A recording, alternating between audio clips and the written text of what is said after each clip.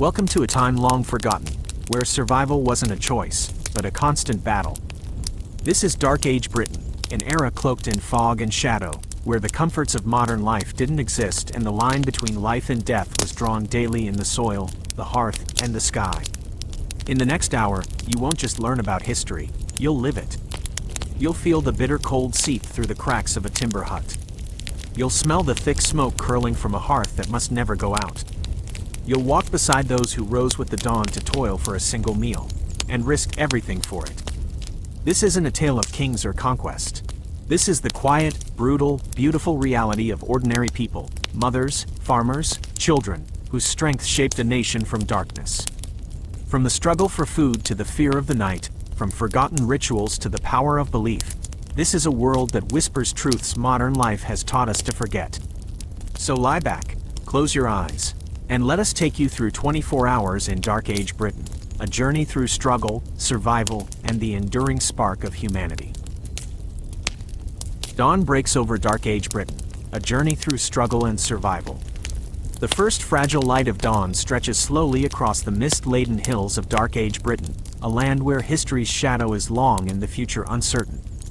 As the faint hues of morning seep into the sky, the world awakens to a place far removed from the comforts and certainties we know today. Here, in the early medieval period, roughly spanning the 5th through 10th centuries, survival is a daily negotiation with nature, society, and the very elements themselves. The air is thick with damp and chill, and the landscape, scarred by invasions and upheaval, breathes a quiet but enduring resilience. The village awakens. The village, if it can even be called that, is a small cluster of crude timber and wattle dwellings, their roofs thatched with straw or rushes. These homes huddle together defensively beneath the faint outline of ancient woodlands, surrounded perhaps by a simple ditch or palisade, vulnerable, yet necessary fortifications in a world rife with threats. Smoke curls from chimneys and fire pits, carrying the scent of damp earth and wood smoke, a fragile signal that life continues amid hardship. The flickering hearth fires within offer the promise of warmth and sustenance, but also the barest comfort against the cold and the unknown dangers beyond. Life here begins early. Unlike today, where artificial light stretches our days, the rhythm of existence is dictated by the sun's slow arc across the sky.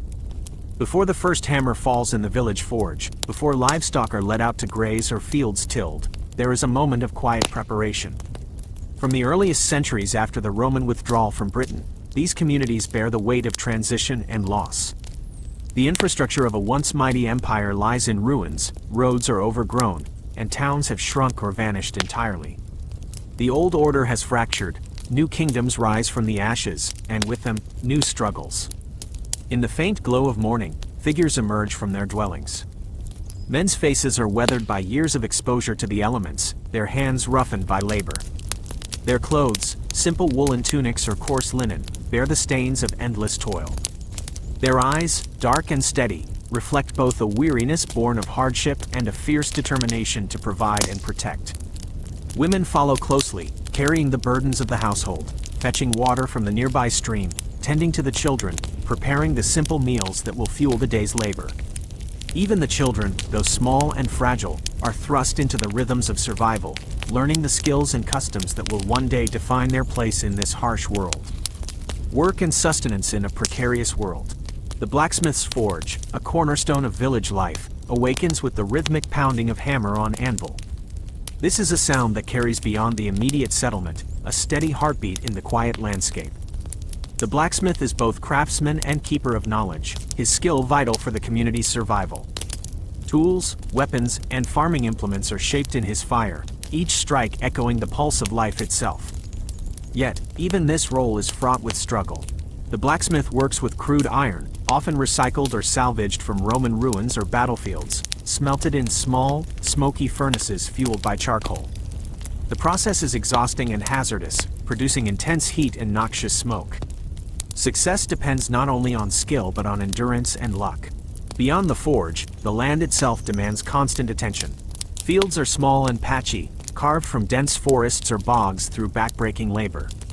Plows are rudimentary wooden implements, often pulled by oxen or sturdy horses. The soil is thin and poor, easily exhausted, and the growing season is short. Each planting season is a gamble.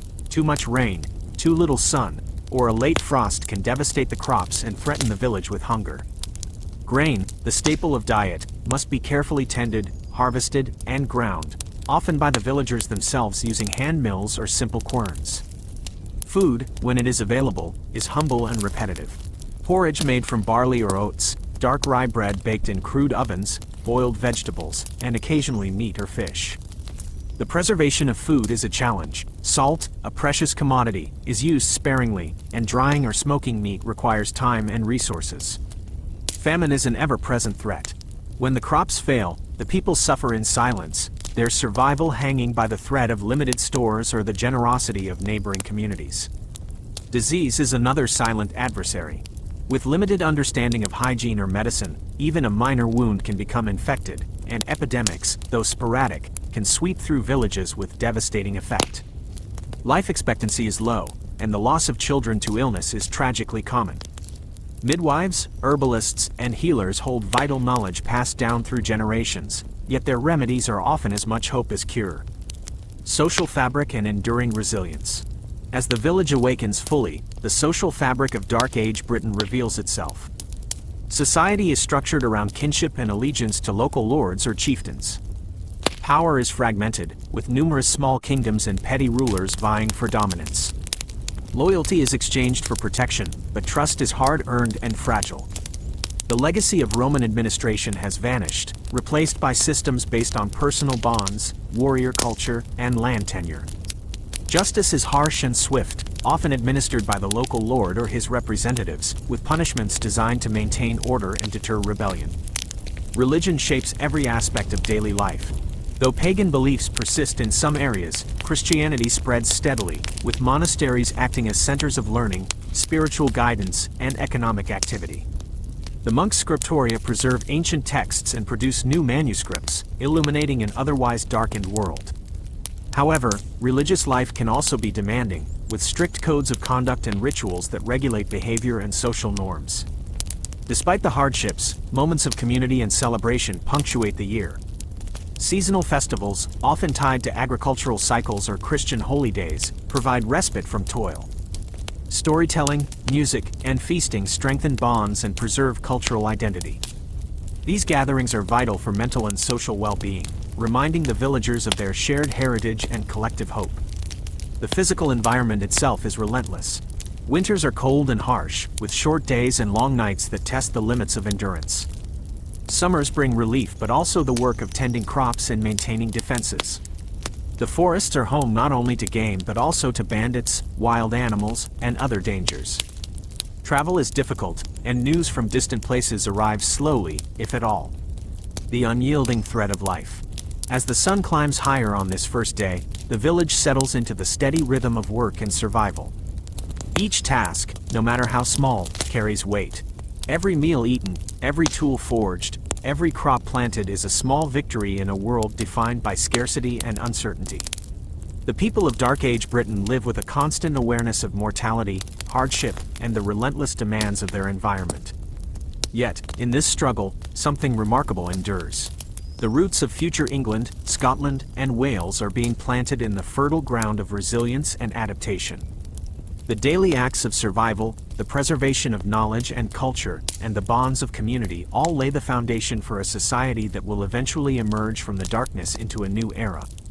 As dusk approaches and the village prepares to close against the coming night, the echo of the day's labors fades into quiet reflection. The fires burn low, and the stars emerge over the ancient hills. This is a world where the simplest breath is a triumph, and the unbroken thread of life weaves through generations, fragile, yet unyielding. Tomorrow, the struggle will begin again with the dawn. But for now, in the fading light, there is a solemn peace, a moment to remember that even in the darkest of ages, life endures.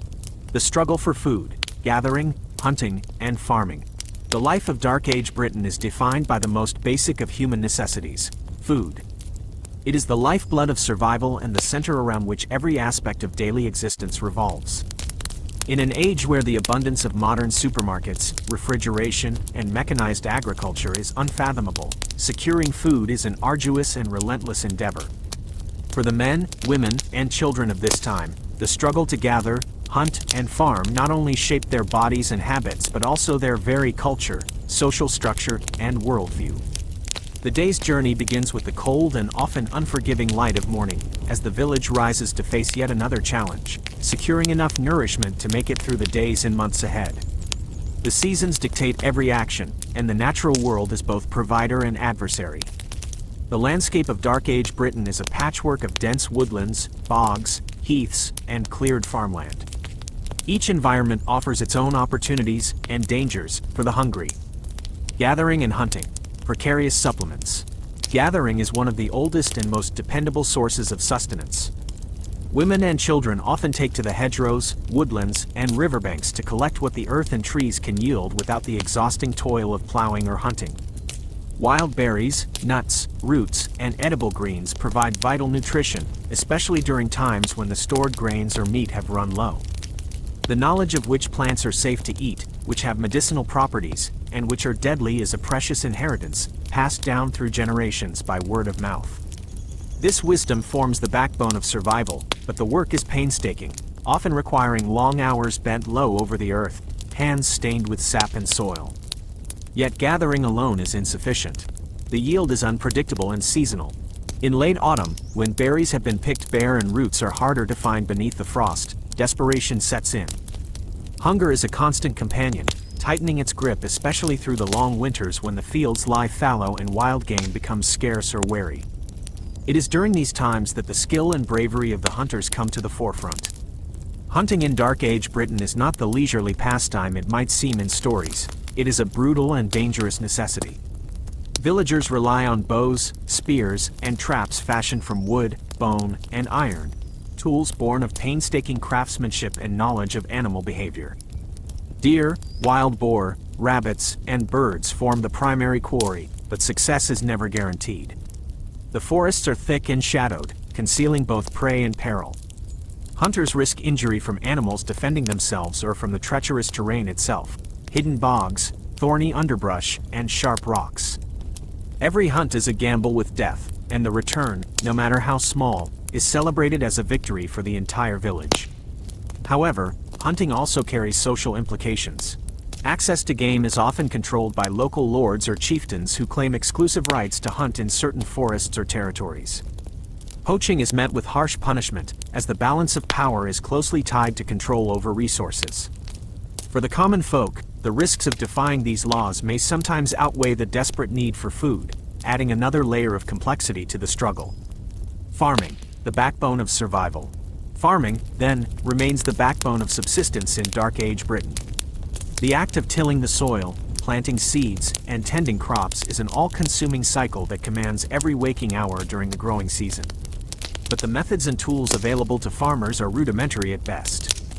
The plow, a wooden frame often tipped with iron, is pulled by oxen or horses, animals that themselves require careful tending and feeding. The soil is worked by hand in many areas, using simple hoes and digging sticks, labor that is exhausting and slow. Crop choices are limited. Barley and oats are the most common grains, valued for their hardiness and ability to grow in the poor soils and variable climate of Britain. Wheat, while more prized for bread making, is more delicate and less reliable. Fields are small, often no more than a few acres, and separated by hedgerows or wooden fences. Crop rotation, as practiced in later centuries, is still in its infancy, meaning soil depletion is a chronic problem. Yields are modest, and the margin for error slim. The timing of agricultural work is crucial. Planting too early risks frost damage. Planting too late threatens a failed harvest. The community comes together during planting and harvest, each member playing a vital role. Women and children assist with sowing seeds, weeding, and collecting grain, while men clear land and manage plowing.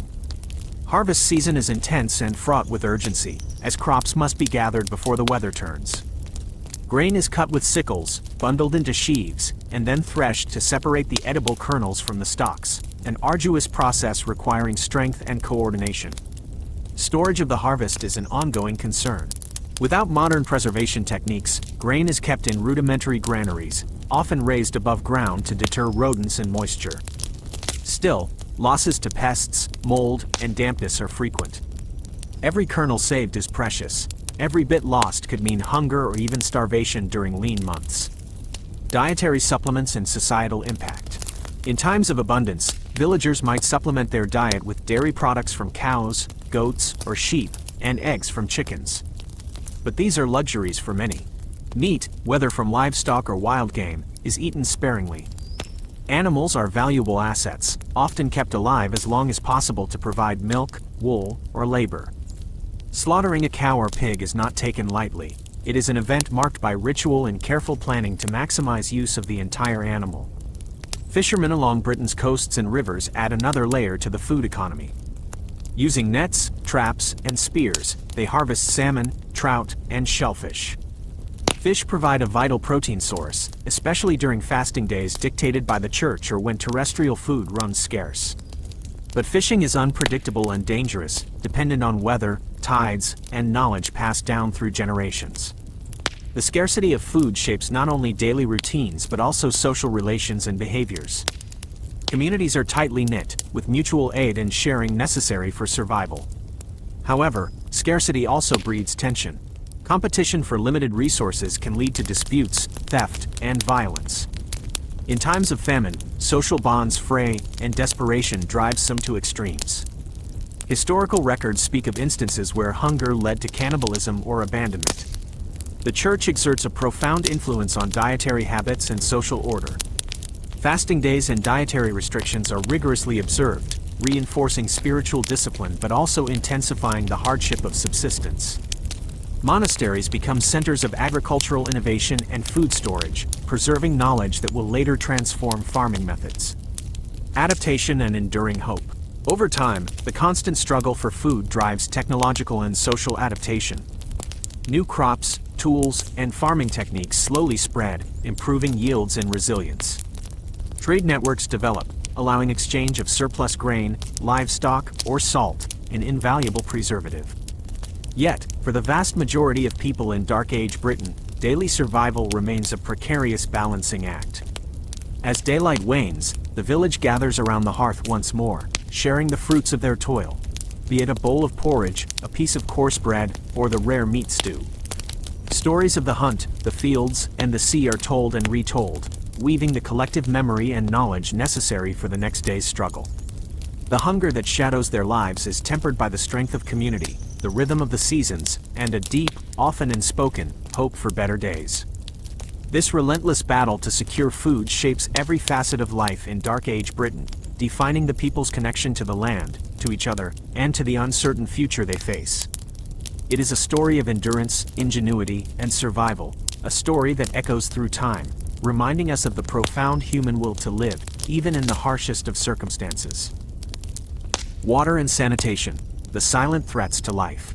In the long shadows of Dark Age Britain, amidst the misty forests and rugged hillsides, one element defined life as much as the soil or the weather: water. It was the lifeblood of every village, every farmstead, every hearth. Yet, it was also an unseen adversary, a carrier of sickness and death. As we pause to consider the daily lives of those who inhabited this land more than 1,000 years ago, it is vital to understand how water and sanitation shaped their fragile existence, quietly but relentlessly shaping the course of survival and struggle. Precious and precarious water sources. Water, so easily accessed today from taps and wells, was a precious and precarious resource in Dark Age Britain. For the vast majority of the population, farmers, laborers, artisans, and villagers, clean water was not guaranteed. Instead, their drinking water came from natural sources: nearby rivers, streams, ponds, shallow wells, and sometimes collected rainwater. Each of these sources carried inherent dangers. Rivers and streams that coursed through the countryside often doubled as dumping grounds for human waste, animal carcasses, and refuse. Livestock drank from the same waters that villagers depended upon, and without any system of waste management or sewage, contamination was a constant threat. Wells were an aspirational luxury. Digging deep enough to reach clean water required knowledge, manpower, and time. Some villages had stone-lined wells, built carefully to reduce contamination, but most wells were simple pits dug in the ground. These shallow wells were vulnerable to runoff during rains, allowing pathogens to seep in easily. Because groundwater flow and quality varied by region, not all wells were safe. some contained stagnant water or were seasonally dry. The reliance on these unpredictable water sources added a layer of uncertainty to everyday life. Rainwater harvesting was sporadic at best. Primitive vessels made from clay, wood, or stone might collect rain, but such supplies were insufficient during dry spells. In the colder months, frozen ground and snow limited water availability further, forcing villagers to rely on limited sources. The silent killer: lack of sanitation. Sanitation, or the lack thereof, was a silent killer. The medieval world did not have a concept of germs, bacteria, or invisible disease vectors. Illness was often attributed to divine wrath, bad humors, or evil spirits. This lack of understanding meant hygiene practices were rudimentary and largely ineffective. Most rural communities lacked dedicated sanitation facilities. Latrines, if present, were simple pits located a short distance from homes or at the edge of fields. Open defecation was common, and human waste was often left exposed or buried shallowly. This practice was not a matter of neglect but born from the absence of alternatives. In wet, damp climates like Britain's, waste easily contaminated the soil and water.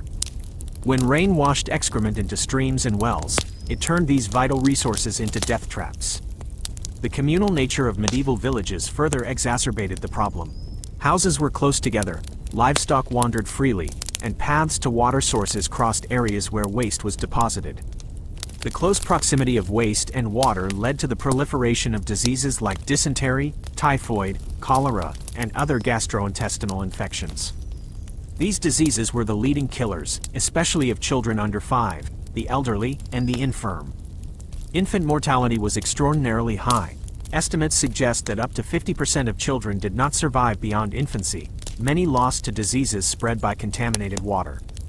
Personal hygiene was minimal, driven by scarcity and belief systems rather than knowledge of health.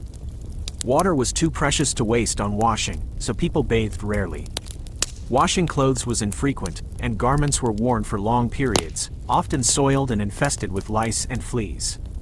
These parasites were more than nuisances. They carried pathogens that caused plague and other debilitating diseases. Even monasteries, centers of learning and relative cleanliness, struggled with sanitation.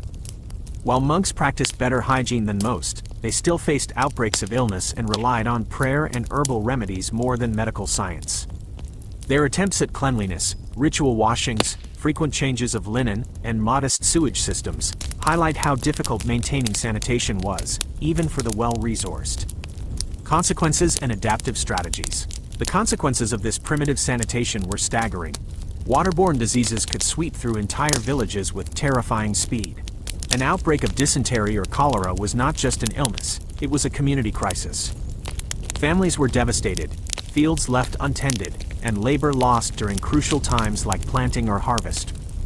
The death of village elders or leaders could destabilize social order, adding to the chaos. Seasonal changes influenced these dangers greatly. In the wetter months, flooding increased the spread of contaminants, washing waste into water sources. During droughts, stagnant pools became breeding grounds for bacteria. The unpredictable climate meant the villagers had to be ever vigilant, yet their understanding was limited to observation rather than scientific reasoning. Despite these grave risks, people developed adaptive strategies to lessen the impact of poor sanitation. Village elders and religious leaders often set rules about waste disposal, urging villagers to dig pits away from water sources or keep animals from contaminating wells. When possible, wells were lined with stone or wood to create barriers against pollution. Communities sometimes boiled water, especially in monastic settings, recognizing through experience that heat killed some illness, even if they didn't understand why. Folklore and superstition also shaped behaviors around water. Many believed rivers and springs were inhabited by spirits who could punish those who polluted the water. Such beliefs, while rooted in myth, inadvertently protected some water sources from overuse or contamination. Ritual cleansing and blessings of water were common, blending spiritual and practical attempts at sanitation. The role of rivers and streams extended beyond mere water supply. They were transportation arteries, providing routes for trade and communication. They powered mills that ground grain, fundamental to the food economy. They were also spiritual symbols, regarded with reverence and fear, embodying both life and death. The sacredness attributed to these waters sometimes encouraged communities to preserve them, even if imperfectly. Parasitic infections were another hidden menace linked to poor sanitation. Worms such as roundworms, tapeworms, and flukes infected many people, sapping nutrition and weakening immune systems. These parasites could cause chronic illness, compounding the suffering from more acute infections. The repeated cycles of sickness and malnutrition undermined productivity and shortened lifespans. Sanitation and water quality were intertwined with social hierarchies. The wealthy and powerful had access to cleaner water and private latrines, while peasants endured the worst contamination. Castles and manors might have rudimentary drainage or cesspits, but common folk shared communal spaces that quickly became fouled. This disparity in sanitation reinforced social inequalities and shaped the harsh realities of medieval life. The grimness of daily existence under these conditions informed cultural attitudes toward death and survival. Frequent exposure to disease and death bred a fatalistic worldview but also heightened religious faith. Prayer, ritual purification, and burial customs sought to protect the living from spiritual and physical contamination. The presence of death in every village, every family, was a constant reminder of human frailty. Enduring lessons from the past. In this struggle with water and sanitation, the people of Dark Age Britain showed resilience and ingenuity. Their incremental steps toward cleanliness and waste management laid the foundations for later public health improvements. Understanding the connection between contaminated water and disease would eventually transform sanitation practices, but that future was centuries away. As the day turns to dusk, and villagers draw water from the river or well for their evening meal, they remain unaware of the invisible threats they carry home. The same water that nourishes is also a vector of deadly illness. The challenges of water and sanitation are not just technical problems but a profound part of the human story, a story of survival, loss, hope, and the relentless human spirit. Reflecting on this history today, we see how far public health has come, but also how water remains a vital and fragile resource worldwide. The silent threats that haunted Dark Age Britain still echo in places lacking clean water and sanitation. Their story is a reminder of the deep connection between environment, health, and society, a connection that shaped the destiny of a people struggling to survive, one precious drop at a time.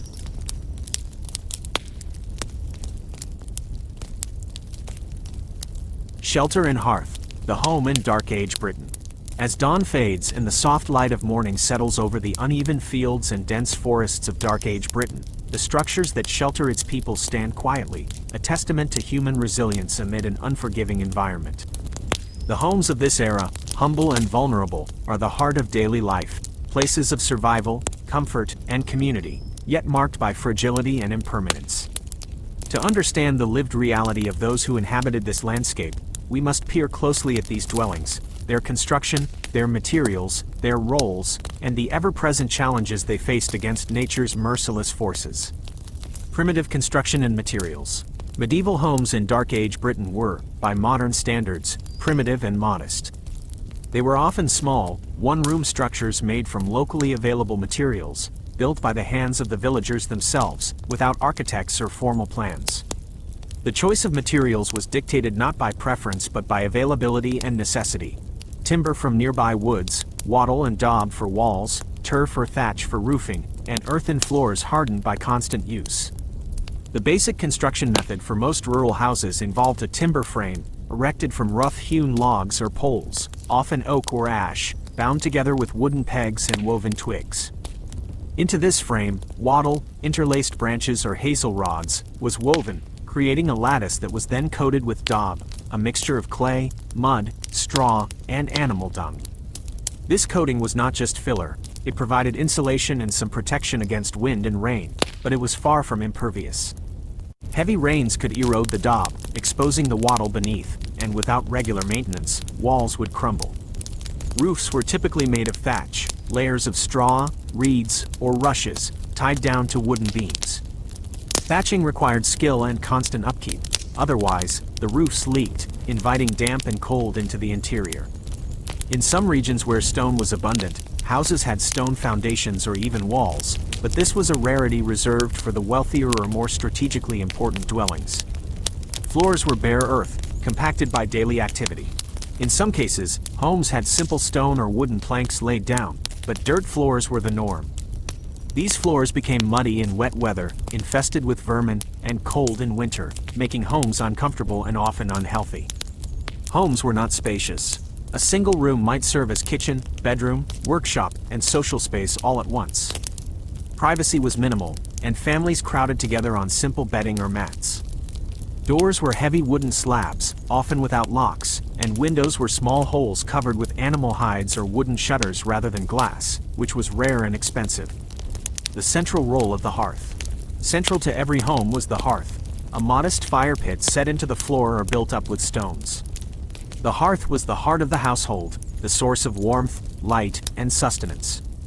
Its flames flickered constantly, offering comfort against the chill of British weather, which could be damp and bone cold, especially during long winters. The hearth was more than a place for cooking. It was a gathering spot where family members exchanged stories, sang, and passed the time after a day of hard labor. It was also a spiritual center. Many households believed the hearth fire held protective powers, guarding the family against evil spirits and misfortune. Extinguishing the fire was often avoided, and special rituals were performed to maintain it, such as carrying embers carefully from hearth to hearth when moving homes.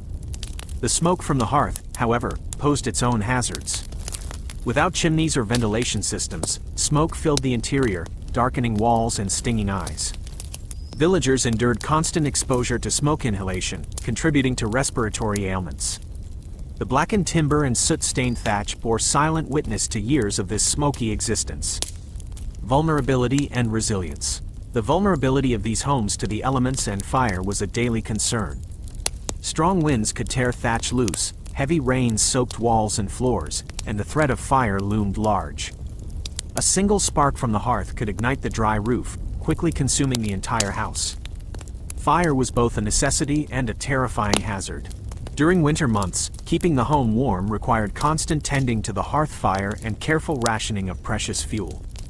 Wood was gathered from surrounding forests, but deforestation was a growing problem, pushing villagers to use peat or dried animal dung as alternative fuels. The scarcity of fuel limited the size and intensity of fires, forcing families to huddle together for warmth. The home also served as a shelter for livestock during harsh weather. Many houses had attached byres or simple enclosures where animals were kept close. This proximity helped protect the animals but introduced additional smells, dirt, and pests into living quarters. The psychological weight of living in such vulnerable homes was profound. Knowing that your shelter could be destroyed overnight by fire, flood, or storm was a constant source of anxiety. Yet, the home was also a place of refuge, the one consistent haven in a world rife with danger. Despite these hardships, the design and layout of homes evolved over time. Villagers learned from experience and adapted, improving construction techniques, reinforcing walls, and better managing the environment around their homes. Some wealthier households began to incorporate stone walls and tiled roofs, innovations that hinted at the architectural changes to come in later centuries. Inside the home, the hearth's role extended to food preparation.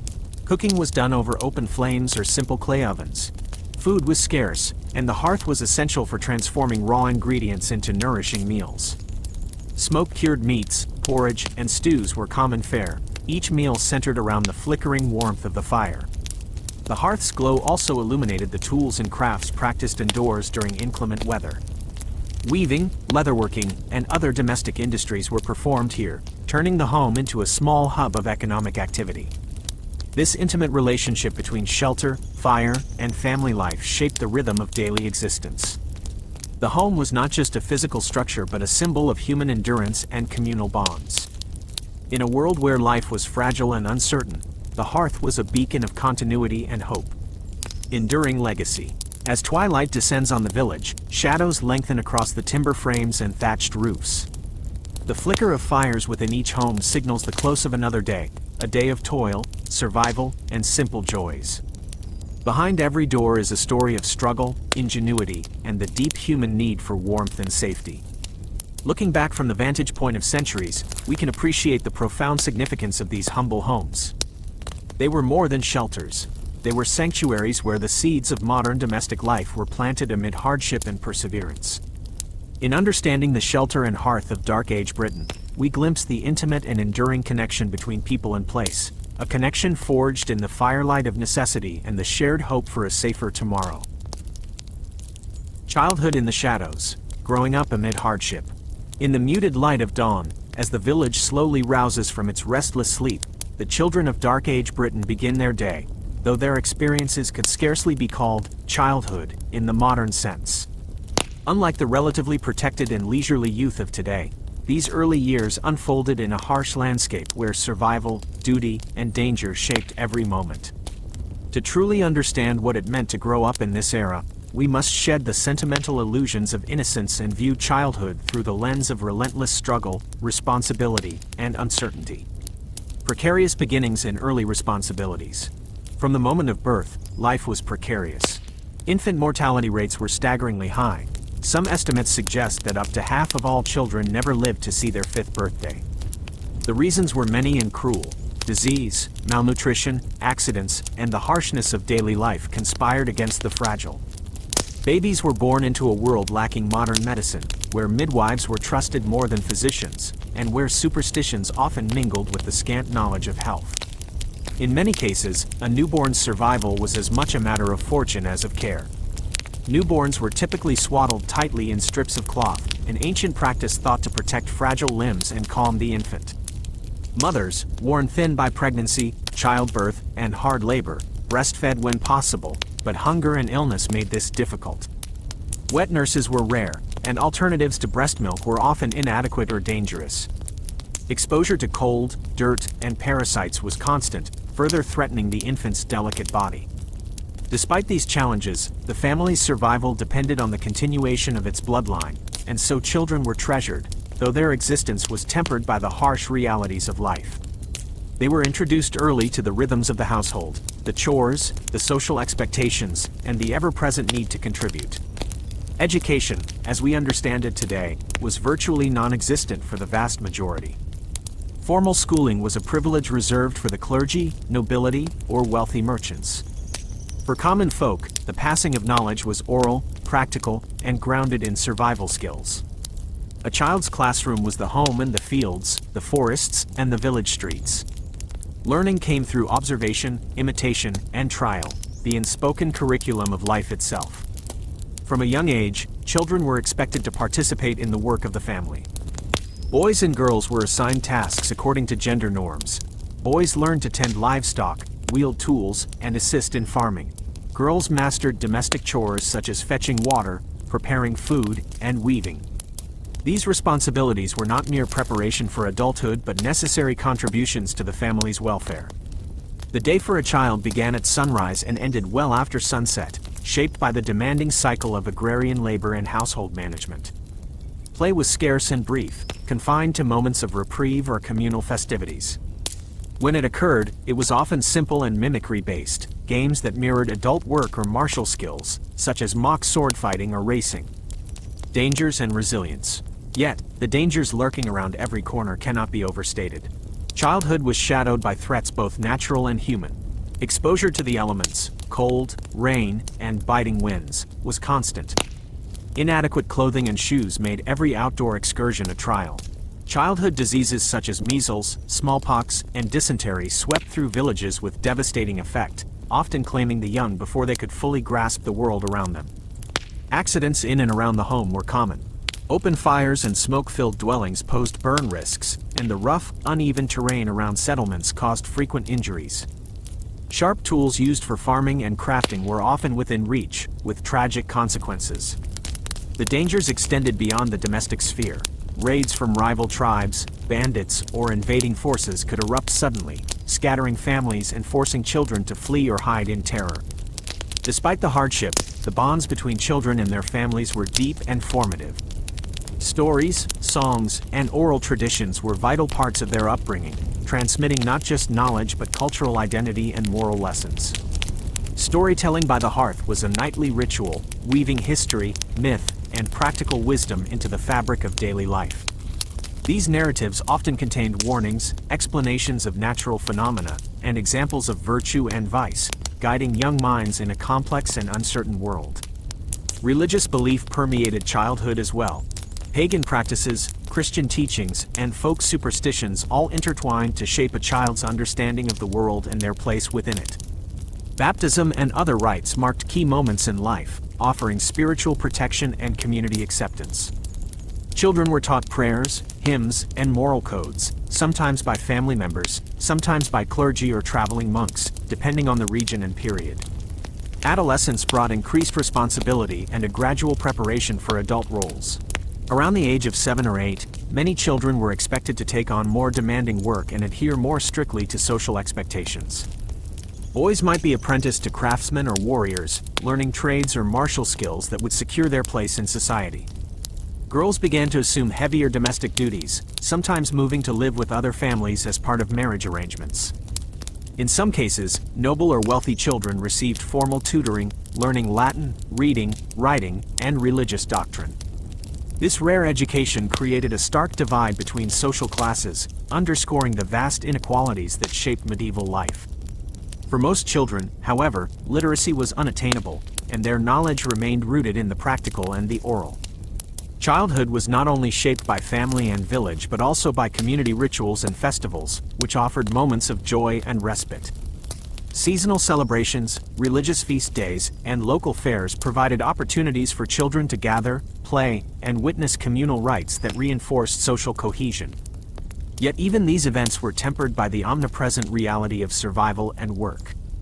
One of the most profound challenges facing children was the ever-present threat of violence, both accidental and intentional. Laws and customs were harsh, and children could be subject to severe discipline. Physical punishment was common, intended as correction and preparation for the hardships ahead.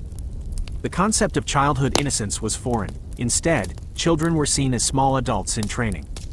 Abandonment and exposure of unwanted infants, though less common than often believed, did occur, reflecting the brutal choices families sometimes faced amid famine, disease, or social stigma. The community played a role in caring for orphans and abandoned children, often through monasteries or charitable institutions, but resources were scarce. Despite this grim picture, it is essential to recognize the resilience and adaptability of children in Dark Age Britain.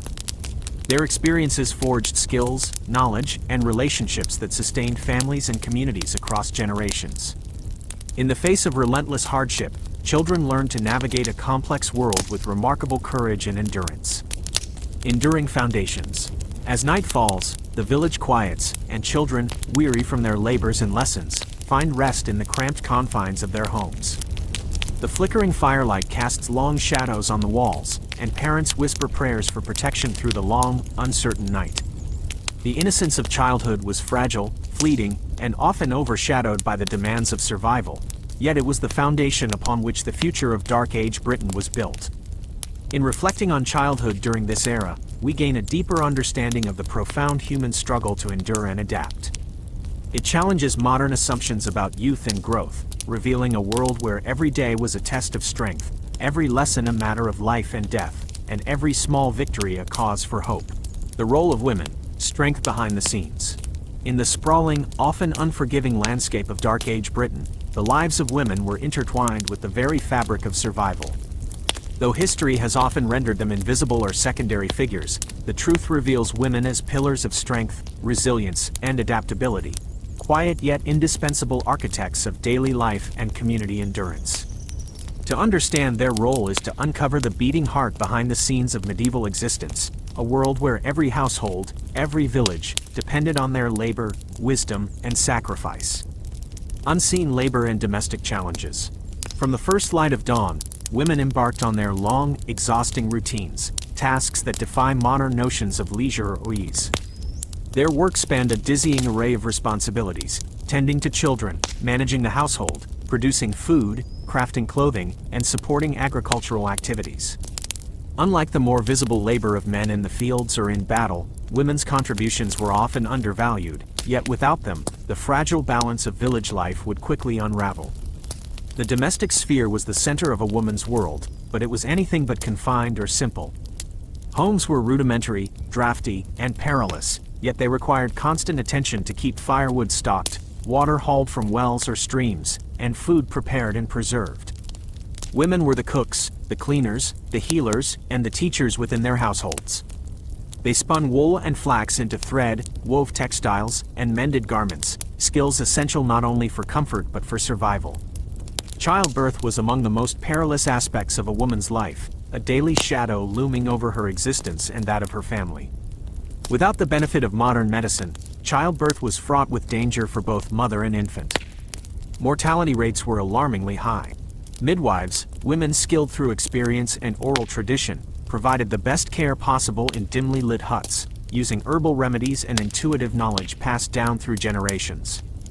Despite these efforts, many women never survived the trauma of childbirth, leaving behind grieving families and vulnerable infants. Beyond childbirth, women bore the physical toll of constant labor and limited nutrition. The heavy demands of pregnancy, childcare, and manual work aged women prematurely, their bodies marked by hardship. Yet despite these burdens, women were often the emotional core of their families, providing comfort, encouragement, and wisdom amid ceaseless hardship. Social status, economic contributions, and crisis management. Social status for women in Dark Age Britain was tightly bound to their relationships with men, fathers, husbands, or sons, and to their ability to bear children, particularly sons who could inherit land and titles. For most women, social mobility was limited, and autonomy was constrained by customs and laws that prioritized male authority. Still, within these confines, women exercised agency where possible, managing households, negotiating social alliances through marriage, and maintaining traditions that held communities together. Women's labor extended beyond the walls of their homes. In rural settings, they participated in agricultural work alongside men, planting, weeding, and harvesting crops when needed.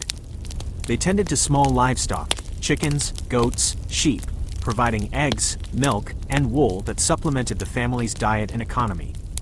In some communities, women were skilled artisans, producing pottery, weaving textiles, or crafting tools and household goods. Their economic contributions, though often overlooked, were essential to the village's survival.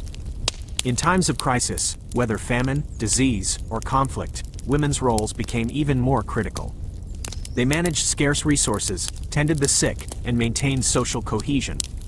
Their knowledge of herbs and healing practices provided rudimentary medical care, and their ability to organize food storage and preparation could mean the difference between life and death. Religion, vulnerability, and enduring legacy. Religion and spirituality also shaped women's lives profoundly. Many women found purpose and influence within the growing Christian church, some entering convents where they could escape certain societal restrictions and engage in education, manuscript preservation, and charity work. These religious institutions provided rare opportunities for women to gain literacy and intellectual engagement, creating an alternative path to influence and stability. Despite their indispensable roles, women were vulnerable to the era's brutal legal and social norms. They could be subject to accusations of witchcraft, domestic violence, and exploitation, with limited legal recourse. Marriage was often arranged for political or economic reasons, with little regard for personal choice. Widows, however, could sometimes inherit property or gain greater independence, depending on local customs. The daily survival of women required an extraordinary blend of strength, resilience, and adaptability. Their endurance under relentless physical and emotional pressure was a testament to the human spirit's capacity to bear hardship and nurture life amid uncertainty. They were not merely passive victims of circumstance but active agents shaping the rhythms and realities of Dark Age communities. Their stories, largely untold in grand historical narratives, are found in the artifacts of everyday life, fragments of pottery, worn tools, remnants of textiles, and in the quiet echoes of oral traditions. These traces reveal women's central place in the weaving of history, the unseen hands that held families and villages together. As the sun dips below the horizon and the village settles into the uneasy quiet of night, women's work continues by the flickering light of the hearth, preparing for the next day, mending clothes, tending children, and whispering prayers for protection. Their strength behind the scenes is a silent testament to the endurance and continuity of life in Dark Age Britain. Reflecting on the role of women during this time deepens our understanding of the complex human story that history often neglects. It reminds us that behind every struggle, every survival story, lies the strength of those who labored quietly yet profoundly, shaping the world for generations to come. Tools and technology, life at the edge of innovation.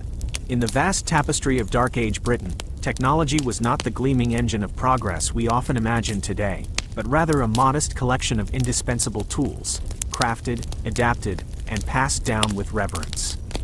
These tools were the lifeblood of daily existence, the interface between human effort and the unforgiving land. Though simple in design, their importance was profound. They shaped every moment of labor, survival, and defense. In a world balanced precariously between nature's generosity and cruelty, tools and technology stood at the edge of innovation, reflecting both human ingenuity and the limitations imposed by time. The plow, a partner in arduous toil. At the dawn of each day, as mist still clung to fields and forests, the humble plow awaited the hands of the farmer. This basic implement, often wooden with iron fittings, was a silent partner in the arduous task of coaxing life from the soil. Far from the mechanized agriculture of modernity, the plow required immense physical exertion, pulled by oxen or sometimes by men themselves, scraping, turning, and breaking the earth's surface. Each furrow was a battle against hard, rocky ground, dense clay, and the ever-present threat of weather that could undo a season's work in hours. The plow, however rudimentary, represented a significant technological advancement from earlier hand tools like digging sticks or hoes.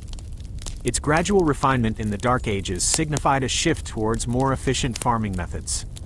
Yet the technology remained fragile and limited by materials, wood that splintered, iron that rusted, and designs that demanded constant repair. Blacksmiths and carpenters played vital roles in maintaining these implements, their skills pivotal in prolonging the usefulness of tools that stood between abundance and starvation. Everyday implements and their importance. Beyond farming, other tools bore the weight of daily life's demands. The sickle, with its curved iron blade, was essential for harvesting grain. Men and women bent low in fields, their repetitive motions cutting stalks that would be bundled and stored for months. The sickle was a tool of survival, its efficiency directly tied to the community's future sustenance. Similarly, grinding stones, large, round slabs powered by human or animal force, transformed raw grain into flour, a cornerstone of the medieval diet. This process, though laborious, was an early form of food processing that marked the slow march of technology. In the kitchen, technology was sparse but functional. Hearths were simple, open fires surrounded by stones or earthen banks, where pots of clay or iron simmered over flickering flames. Cooking utensils, wooden spoons, iron spits for roasting meat, ceramic pots, were crafted with care, their durability tested by daily use. Preservation methods, such as salting, smoking, or drying, depended on knowledge rather than technology, but were nonetheless vital to survival through harsh winters. Defense and warfare introduced another layer of technology, albeit one rooted in brutality rather than progress. Weapons and armor were products of craftsmanship and necessity. Wooden shields, iron swords, spears, and bows fashioned by skilled smiths. The creation and maintenance of these items required scarce resources and considerable expertise, making them prized possessions. The effectiveness of weapons depended not only on design but on the physical strength and skill of their wielders, revealing technology's intimate connection to the human body. Craftsmanship, innovation, and societal impact. Crafting tools was an art in itself. Blacksmiths stood at the crossroads of innovation, their forges glowing with the promise of transformation. With hammer and anvil, they shaped iron into plowshares, nails, horseshoes, and weapons. Yet even their work was constrained by resource availability. Iron ore had to be mined, charcoal produced from wood, and skilled labor painstakingly honed. The blacksmith's role was thus central to community survival, sustaining the fragile chain of technology. But innovation during the Dark Ages was not just about objects, it was also about methods and adaptation. People developed ingenious ways to make the most of limited resources, rotating crops to preserve soil fertility, using animal manure as fertilizer, and designing simple irrigation channels to nurture fields. These techniques reflected a deep understanding of the environment, a dialogue between human necessity and nature's rhythms. The slow pace of technological change in this era can be understood as a product of societal structure. Communities were small, isolated, and often precariously self-sufficient. Knowledge transfer relied on oral tradition, apprenticeship, and hands-on experience rather than written manuals or formal schools. This limited the speed at which new ideas spread or were implemented. Nevertheless, Small incremental improvements accumulated over time, laying groundwork for future advancements. The everyday use of tools shaped social roles and identities. Certain skills, blacksmithing, carpentry, weaving, became specialized crafts, passed down through generations, sometimes guarded as family secrets. Others, like farming or food preparation, were collective efforts requiring coordination and shared knowledge. The relationship between technology and community was reciprocal. Tools enabled survival, but communities nurtured and protected the knowledge that sustained them. Challenges and enduring legacy. Challenges abounded. Tools broke or wore down, and replacements were not easily procured. Materials were scarce, and the environment itself could be hostile, wet, cold, and unpredictable. Iron had to be imported or smelted locally in small quantities, charcoal required vast amounts of wood, and skilled labor was limited. These constraints meant that technology was as much about maintenance and repair as it was about creation. Despite these limitations, the presence of tools and technology transformed the nature of work. Labor became more productive, though never easy. Fields could be plowed more deeply, grain harvested more efficiently, and defenses built more solidly. Tools gave people leverage over their environment, offering a slim but vital advantage in a world where survival was never guaranteed. Technology also played a symbolic role. A finely crafted sword or a well-made plow was a source of pride and status. Tools marked skill and profession, distinguishing blacksmiths from farmers, warriors from shepherds.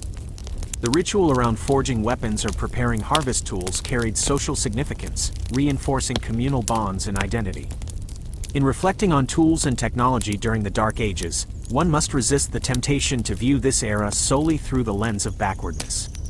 Instead, it is a story of human perseverance at the limits of innovation, a slow, measured adaptation to harsh realities. Technology was humble but crucial, a testament to the resourcefulness and creativity of those who shaped their lives with what little they had. As dusk falls over the village, the forge's glow flickers against the encroaching darkness, the blacksmith's hammer ringing out in steady rhythm. The tools of the day are laid aside, repaired, or prepared for tomorrow's toil.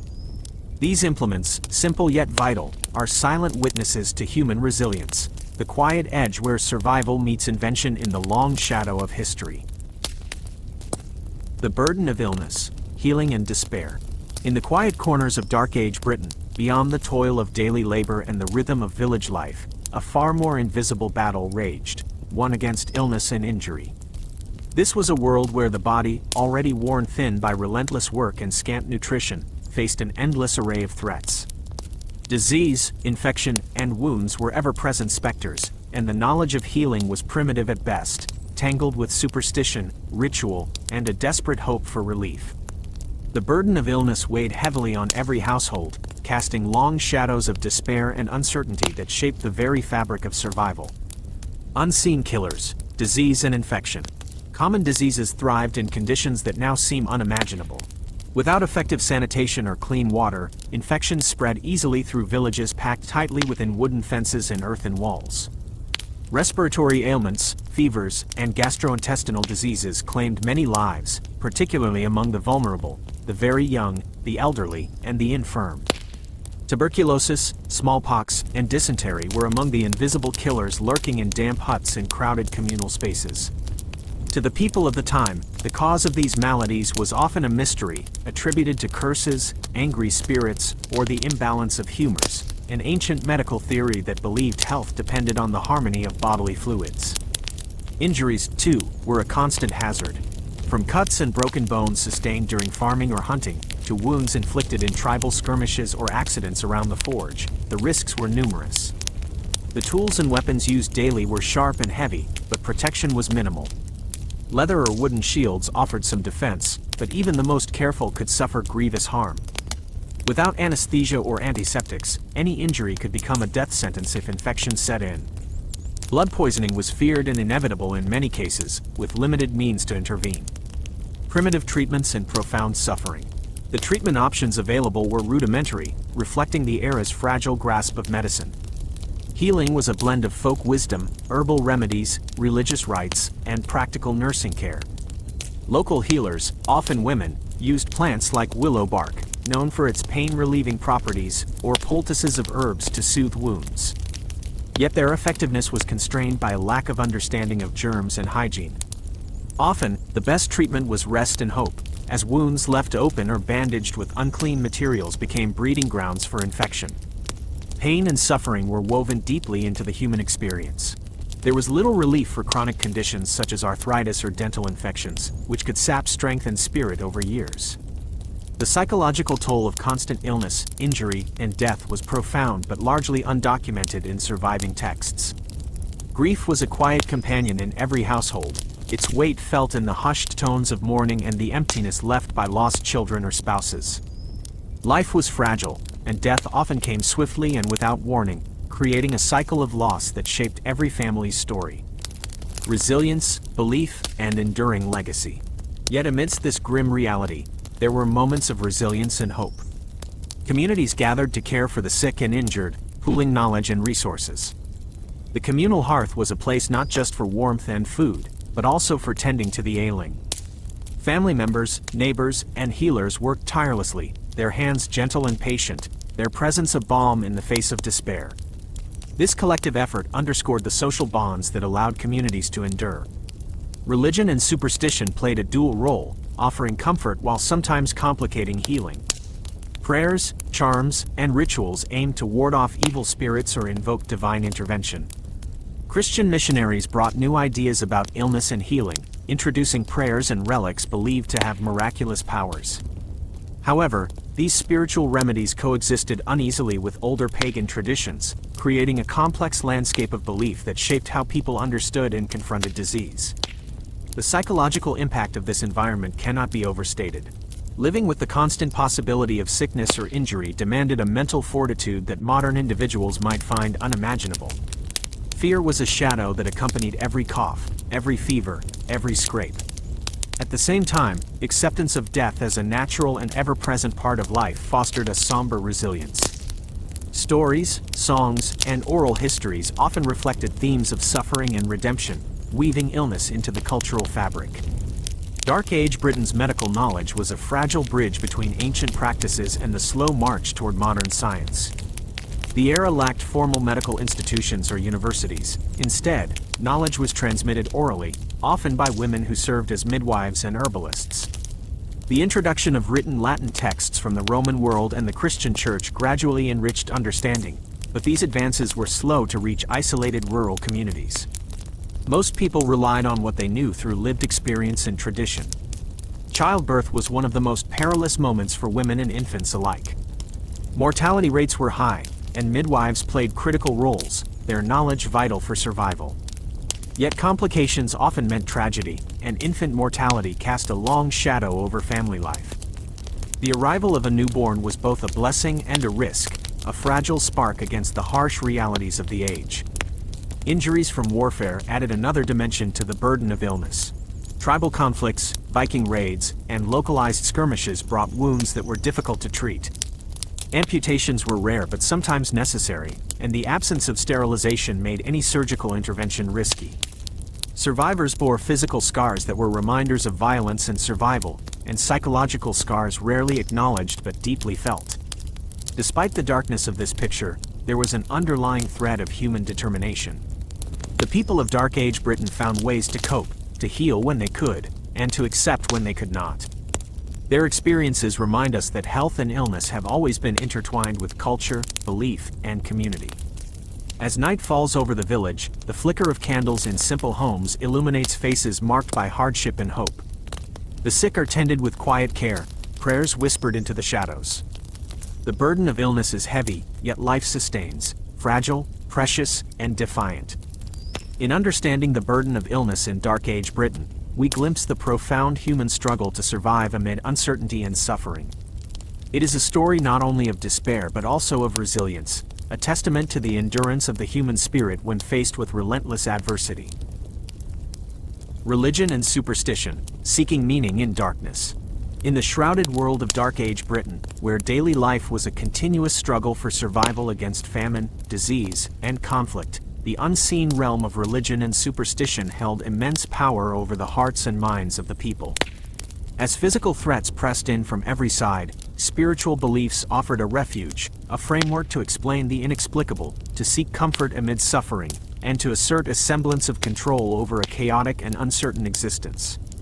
Dark Age Britain was not a monolith in terms of faith. It was a patchwork of old and new, pagan and Christian, superstition and emerging orthodoxy. The centuries following the Roman withdrawal saw a transformation in religious identity, as Christianity, introduced by missionaries and monks, steadily gained foothold among tribes and communities, often mingling with deep-rooted pagan customs and local folk beliefs. This mingling created a rich, complex spiritual landscape that shaped how people understood the world around them, and their place within it. Pagan roots and daily rituals. Before Christianity spread, many Britons adhered to ancient pagan religions deeply intertwined with the natural world. Sacred groves, rivers, stones, and trees were considered inhabited by spirits or deities. The cycles of the sun, moon, and seasons dictated rituals that sought to ensure the fertility of the land, the health of the community, and protection against harm. Druids, the priestly class, held significant influence, serving as intermediaries between the human and divine realms, interpreters of omens, and keepers of sacred knowledge. These pagan beliefs were not merely abstract ideas, they were embedded in the daily rhythm of life. When crops failed or livestock fell ill, people looked to these spiritual forces for explanation. Misfortune was often seen as a sign of divine displeasure or the work of malevolent spirits. To restore balance, rituals might involve offerings, sometimes food, sometimes animals, to appease or persuade the gods. These acts were communal events that reinforced social cohesion even in the face of hardship. Christianization and syncretic beliefs. The arrival and spread of Christianity introduced a new cosmology and a different relationship with the divine. Christian missionaries, like Augustine of Canterbury in the late 6th century, brought not only a new religion but also literacy, as monks copied texts and recorded histories in Latin. The Christian God was one of singular omnipotence and judgment, offering salvation and eternal life for the faithful. This promise was profoundly comforting in a world shadowed by death. However, the process of Christianization was gradual and uneven. Many communities retained old pagan customs and beliefs alongside new Christian practices, creating a hybrid spirituality that reflected the uncertainties of the era. For example, villagers might attend Mass and pray to the saints but also continue to honor local spirits or use charms and amulets to ward off evil. Superstition thrived in this environment, functioning as a practical and psychological tool to confront the unknown. Beliefs in witches, spirits, curses, and omens shaped behavior and decision-making. Amulets made of bone, stone, or metal were worn or placed in homes to protect against sickness and misfortune. Rituals to identify and expel evil were common, and both clergy and laypeople engaged in rites intended to purify individuals and communities. Hope, fear, and social order.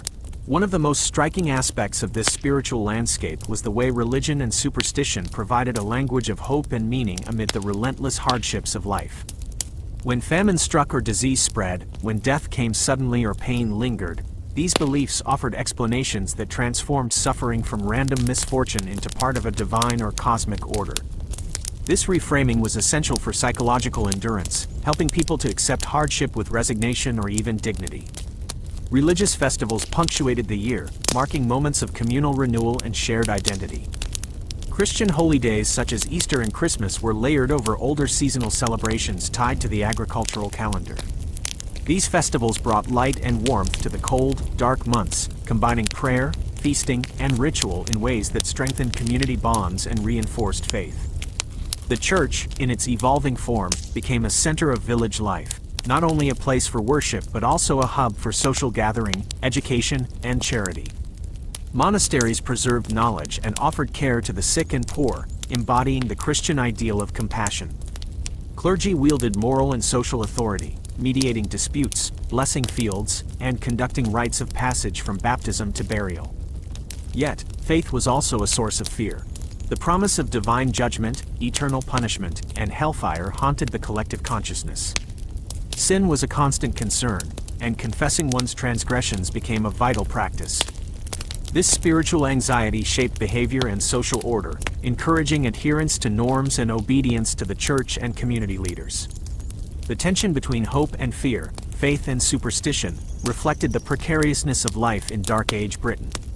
People lived in a world where the material and spiritual were deeply entwined, where everyday actions carried cosmic significance, and where the invisible forces of good and evil shaped destiny. In moments of crisis, whether a sudden illness, a failed harvest, or a violent raid, the community turned to rituals that blended prayer, sacrifice, and practical remedies.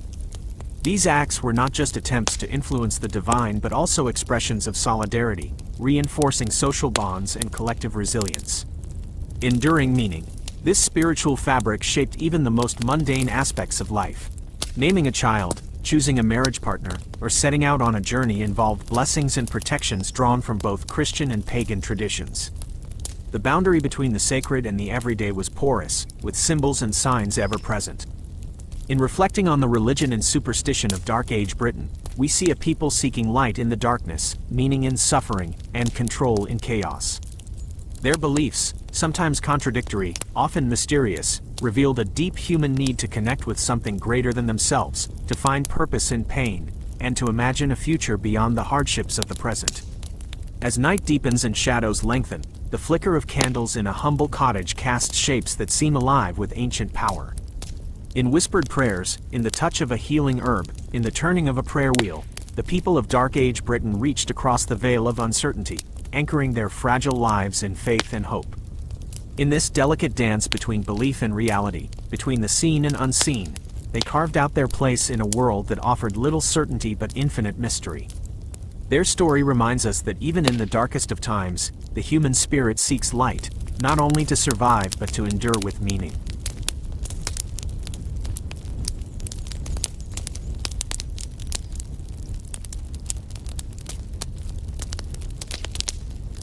Conflict and violence, the constant threat.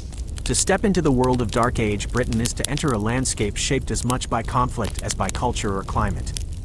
It was an era where violence was not a distant nightmare, but an everyday reality, etched into the lives of peasants, nobles, and warriors alike. In a time before centralized government or established law enforcement, when political power fractured into dozens of small, often hostile kingdoms, the threat of conflict was woven into every moment of existence. This was a land where survival depended not just on the land's yield or the weather's favor but on one's ability to face and survive violence. Local disputes and raids. Local disputes were common and could flare into full-blown feuds. These conflicts often arose over the basics: land, water rights, livestock, or even personal grievances. With little in the way of a judicial system to mediate disputes, vengeance was frequently settled through blood. An insult could trigger a cycle of retaliation spanning years, binding families and clans in bitter and bloody conflicts.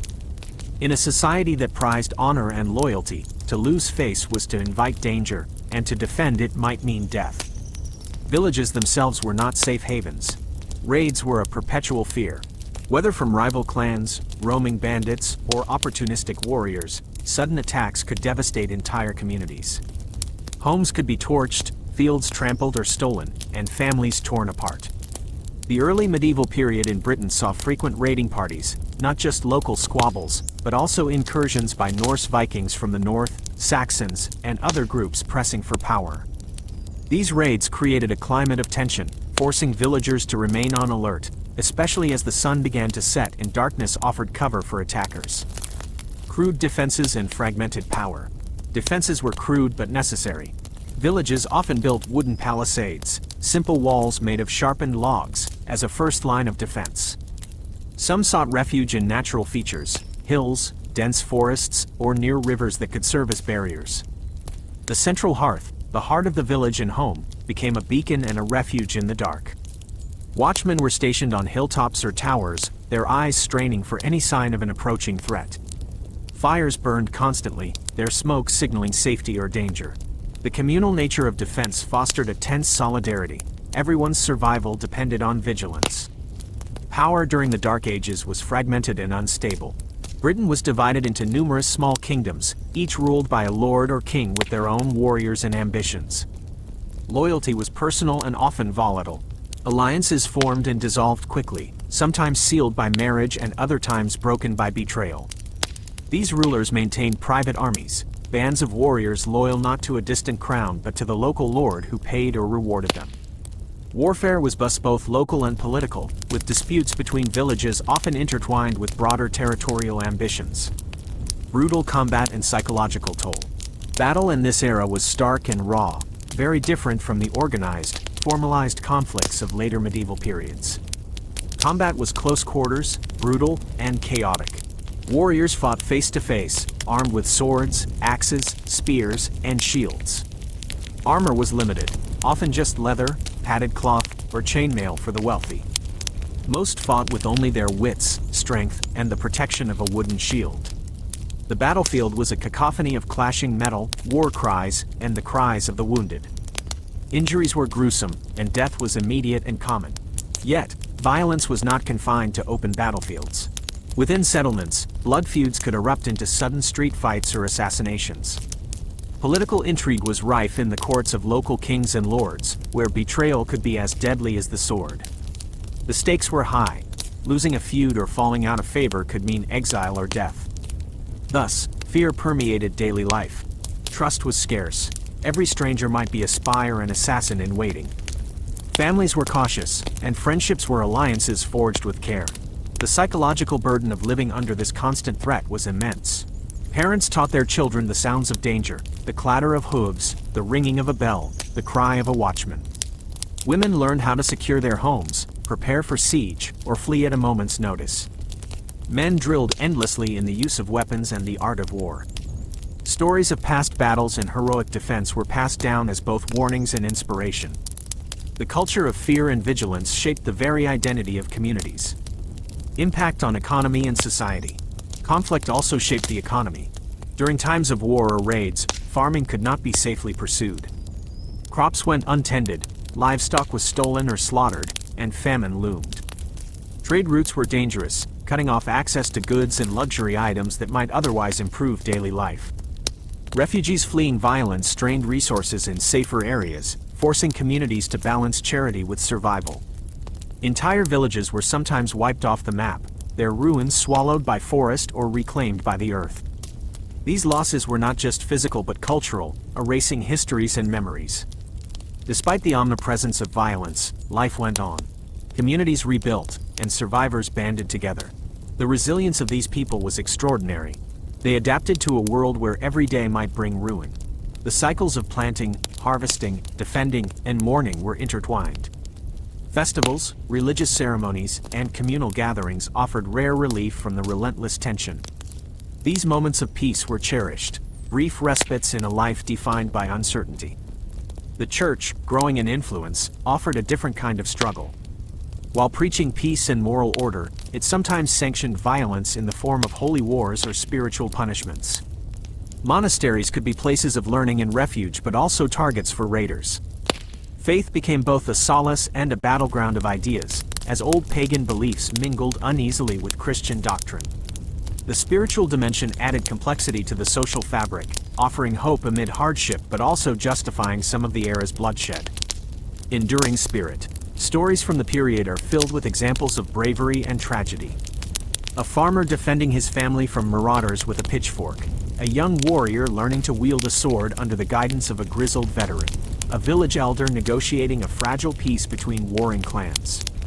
These stories illustrate the human dimension behind the history, the fear, the loss, but also the courage and resilience that made survival possible.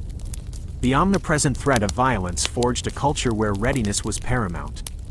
Men became warriors, women keepers of the home and family in times of turmoil. Children were raised with tales of valor and caution, taught from an early age that survival depended on skill and alertness. The community's strength was in its unity, its willingness to defend and support one another despite the ever-present danger. Through this lens, the Dark Ages reveal themselves not as a time of simple barbarism but as a complex and deeply human struggle against chaos. It was a period where every decision, when to fight, when to flee, whom to trust, could mean the difference between life and death. The landscape was harsh, the social order fragile, and the risks constant. Yet it was also a time of community, courage, and unyielding determination to endure. As night falls, the sounds of battle may fade, but the fear and memory remain. Watchmen scan the dark horizon for signs of danger. Families huddle close, sharing stories and prayers. In the quiet moments between storms of violence, the people of Dark Age Britain hold on to hope, drawing strength from one another to face the uncertain dawn. Clothing and protection: armor, wool, and rags. As dawn stretches its pale light over the uneven landscape of Dark Age Britain, the people rise, draping themselves in the first layer of protection against the unforgiving world: clothing. In a time long before industrial textile production, synthetic fibers, or mass manufacturing, every piece of cloth was painstakingly made by hand, woven from raw materials gathered from the land and animals around them. Clothing was not merely a matter of comfort, it was a necessity for survival, a shield against cold rain, biting wind, and the relentless mud that defined the terrain. In this world, fabric was both armor and identity, revealing the wearer's place within the fragile social order and their readiness to face the daily struggles of life. The all-encompassing nature of wool. The predominant fabric of the era was wool, spun and woven by the skilled hands of women, who transformed fleece shorn from their flocks into warm garments. Sheep were prized livestock, their wool harvested annually in a laborious process. Once sheared, the wool was cleaned, carded, and spun into thread, a slow rhythm that marked the passing seasons and shaped the fabric of life itself. The resulting textiles were dense and coarse, yet effective at holding in heat and repelling moisture when treated with natural oils or fats. Homes often had simple looms where women and sometimes children sat for hours weaving cloth in the dim light of the hearth. Woolen cloaks and tunics formed the backbone of Dark Age clothing, layered for warmth. The tunic, a simple, loose garment, was worn by men and women alike, often belted at the waist to provide some shape and utility. Pouches for carrying tools or food could be hung from these belts. Beneath the tunic, linen undergarments might be worn, especially by those who could afford the finer flax fibers. Linen was lighter and smoother but much rarer, reserved for the wealthier few, since flax required a delicate and lengthy process to turn into cloth. The color palette of clothing was naturally subdued, dominated by the earthy browns, dull greens, and muted grays derived from plant dyes and natural pigments. True vibrant colors were rare and expensive, reserved for nobles or warriors who could afford cloth dyed with madder root for red, woad for blue, or weld for yellow. These colors signified status and wealth, a visual language understood by all. To wear a bright blue cloak or a red sash was to claim a higher place in society, a mark of distinction and power. Meanwhile, common folk wore clothes dyed in various shades of brown or left in their natural wool color, blending into the muted landscape. Protection against elements and warfare. Protection against the often harsh and unpredictable weather was vital. Britain's damp climate and frequent rains made waterproofing a crucial concern. While the people lacked modern raincoats, they adapted with clever, if simple, solutions. Coarse wool, when layered thickly, repelled water to some extent, and heavy cloaks could be thrown over the head to shield the wearer. Animal hides and furs, often from deer, wild boar, or even bears, were prized for their insulating properties and water resistance.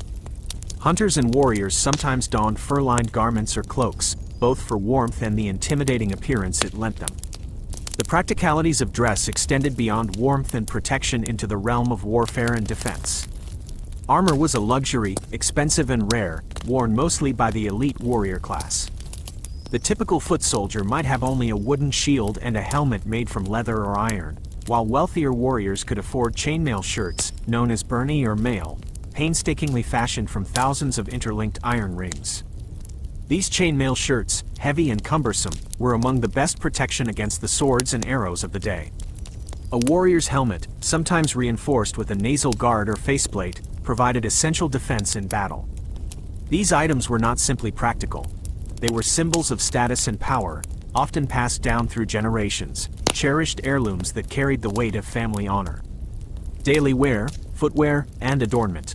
For the average villager, clothing was more humble, often a patchwork of worn fabrics mended repeatedly. Holes were stitched with care, and garments patched with scraps salvaged from old clothes. The concept of fast fashion was non-existent. Every item was precious and likely to be handed down from parent to child. The state of one's clothing spoke volumes about their social and economic standing.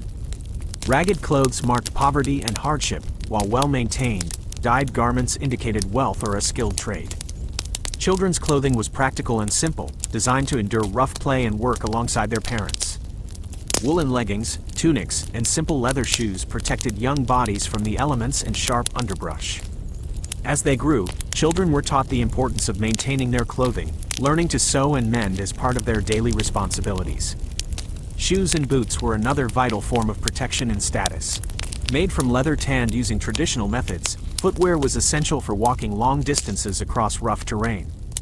Poor villagers might go barefoot in the summer months, but winter brought exposure to frostbite and injury without proper covering.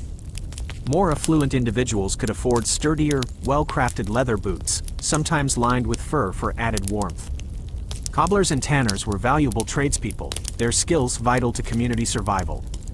Headwear, often overlooked, was equally important. Hats and hoods made of wool or fur provided critical protection against rain and cold winds. For women, veils or simple cloth wraps shielded hair and maintained modesty according to social customs and religious influences. Men often wore simple caps or hoods, while warriors might don helmets with crests or decorations to denote rank or affiliation. Jewelry and adornment, though limited, also played a role in clothing and identity. Brooches, often made from bronze or silver, fastened cloaks or held garments together. Rings, necklaces, and pendants carried symbolic meanings, some bearing religious symbols, others family emblems or tribal markers. These small items, while decorative, were also practical, helping to secure clothing and signify alliances or status within the community. Hardship, adaptation, and lasting legacy. The daily reality of clothing was shaped by hardship. With scarce resources, the same garments might serve multiple purposes, adapted for work, worship, or warfare. Clothing was an investment in survival, with every stitch bearing the weight of necessity. Washing was infrequent, done by rivers or communal washhouses, and garments often carried the scent of smoke, earth, and toil. The smell of lanolin from unwashed wool mingled with the odors of livestock, fire, and the damp soil that clung to every thread.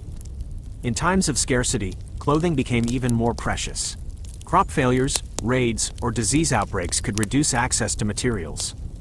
The loss of livestock meant less wool, and trade disruptions limited access to dyes or linen. Communities adapted by recycling and sharing garments, sometimes making do with whatever was available. In some cases, clothing might be stripped from the dead or traded in markets as a form of barter.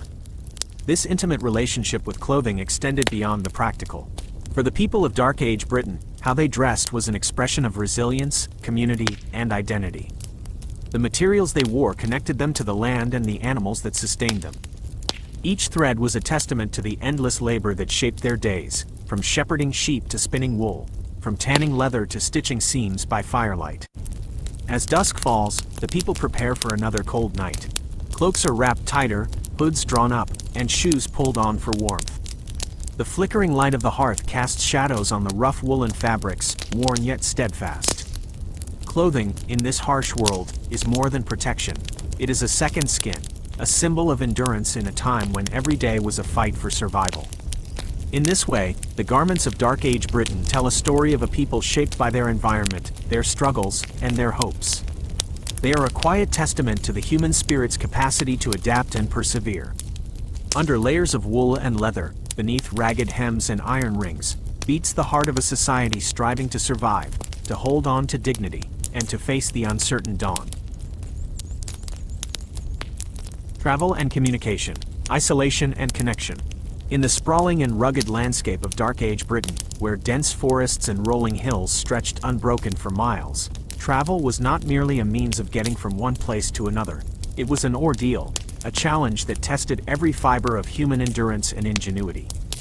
Unlike the highways and railways of modern times, the roads of this era were few, rough, and often perilous. For the people of this time, travel meant vulnerability, exposure, and a constant negotiation with the harsh and unpredictable environment. Barriers to movement and local isolation. The geography itself imposed its own barriers. Britain's terrain was a patchwork of thick woods, marshes, rivers, and uneven hillsides. Many paths were little more than faint tracks beaten into the earth by centuries of foot traffic and animal movement. These narrow trails twisted through the landscape, sometimes disappearing altogether beneath the encroaching wild, forcing travelers to navigate by landmarks, ancient trees, moss-covered stones, or distant hilltops silhouetted against the sky. Seasonal weather added its own complications. Heavy rains turned dirt tracks into mud, while winter's frost hardened the ground but chilled the bones of anyone brave enough to journey through the cold. For the majority of the population, travel was limited to short distances within their local area. Villages were largely self-sufficient, isolated communities where daily life revolved around the local resources. This isolation created a profound sense of separation between communities. Without easy or reliable transportation, news, goods, and ideas traveled slowly, carried only by the feet of messengers or traders willing to risk the journey. The means of travel were simple but effective. Most people walked, their feet hardened by years of traversing uneven ground.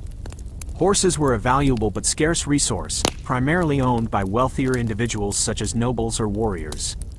When available, horses were used not only for transportation but also for farming and warfare. The few wheeled carts or wagons that existed were heavy and cumbersome, often unusable on the roughest terrain. Rivers and coastal waters provided alternative routes for those near navigable waterways, with small boats or rafts transporting goods and travelers, but these too carried their own dangers from storms and unpredictable currents. Trade routes and limited communication. Trade routes, although limited, formed vital lifelines connecting different regions. These routes were often established along older Roman roads, remnants of the empire's former reach into Britain. Although long neglected and partially reclaimed by nature, these roads still offered the best chance for faster and safer travel.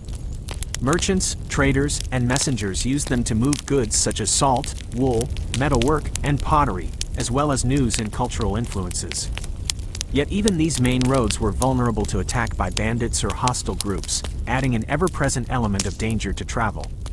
Communication across this fractured landscape was sparse and slow. Without written letters carried by postal systems, information spread largely by word of mouth, through messengers on foot or horseback, and via community gatherings. Bards and storytellers played a crucial role in preserving and transmitting history, news, and legends, their voices traveling from village to village, linking people through shared stories even when physical contact was limited. The absence of centralized communication networks meant that communities often lived with little knowledge of events beyond their immediate surroundings. News of invasions, famines, or political changes took weeks or months to arrive, if at all. This delay bred a pervasive sense of uncertainty, as people faced threats they could neither anticipate nor prepare for adequately. The slow flow of information also reinforced local loyalties and identities, as each village or clan focused primarily on its own survival and well-being. Persistent connection amidst challenges. Yet, even in this environment of isolation, the human desire for connection and exchange persisted. Seasonal fairs and markets brought people together from miles around, offering rare opportunities to trade goods, exchange news, and forge alliances. These gatherings were vibrant occasions where cultures mingled, languages met, and the threads of a wider society were woven, however fragile. Merchants brought not only tangible goods but also stories, ideas, and technologies, slowly knitting together a patchwork of communities into a broader cultural tapestry. The challenges of travel extended beyond the physical landscape to the dangers posed by human conflict. Raids by rival clans or external invaders could turn a journey into a life-threatening venture. Travelers often formed caravans for protection, moving in groups to deter bandits or hostile forces. At night, they would camp in cleared fields or near fortified settlements, ever watchful for signs of danger. Weapons and shields were carried not only by warriors but by merchants and messengers alike, a grim reminder that even the simplest journey demanded readiness for violence. Messages themselves were precious cargo. Kings and chieftains relied on trusted couriers to carry important information across their territories. These messengers were selected for their speed, endurance, and knowledge of the terrain. They memorized long messages, as written communication was rare and literacy limited, relying on oral tradition and mnemonic devices to preserve the accuracy of information. The role of messenger was both vital and perilous, as the loss or capture of a courier could mean the collapse of alliances or the failure of military plans. Despite these hardships, the flow of communication gradually increased over the centuries. The spread of Christianity, with its network of monasteries and clergy, introduced new channels for information exchange.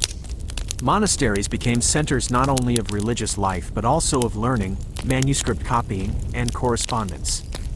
Monks traveled between communities, bringing news from distant places, spiritual guidance, and the beginnings of written records that would later transform historical understanding. Enduring legacy. The interplay of isolation and connection defined the social and political landscape of Dark Age Britain. On one hand, geographic and technological limitations reinforced the fragmentation of society into small, often self-contained units. On the other, human resilience and adaptability created networks of communication and trade that, while fragile, sustained a sense of community and shared identity.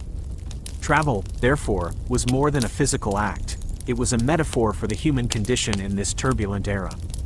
It symbolized the tension between solitude and communion, vulnerability and strength, fear and hope. Each journey, whether a short trip to a neighboring village or a perilous expedition across hostile lands, was a venture into the unknown, requiring courage and resourcefulness. The roads and waterways of Dark Age Britain carried not only bodies but also ideas, ambitions, and the seeds of change. They connected warriors with allies, farmers with markets, and isolated communities with the wider world. Though travel was slow and communication limited, these fragile links formed the foundation upon which later societies would build more complex and enduring connections. As the sun sets, casting long shadows across the ancient tracks and riverbanks, the people settle once again into their homes. The day's travelers rest, preparing to resume their journeys with the dawn. Though isolated by nature and circumstance, they remain bound together by the invisible threads of communication and exchange, the lifeblood of survival in a world defined by struggle and endurance. In this way, travel and communication in Dark Age Britain were a constant balancing act, a dance between isolation and connection, hardship and hope. Through the challenges of rough roads and sparse networks, the people of this era forged the beginnings of a society that would one day emerge from darkness into a more connected future. Craftsmanship and trade, skills that sustained life.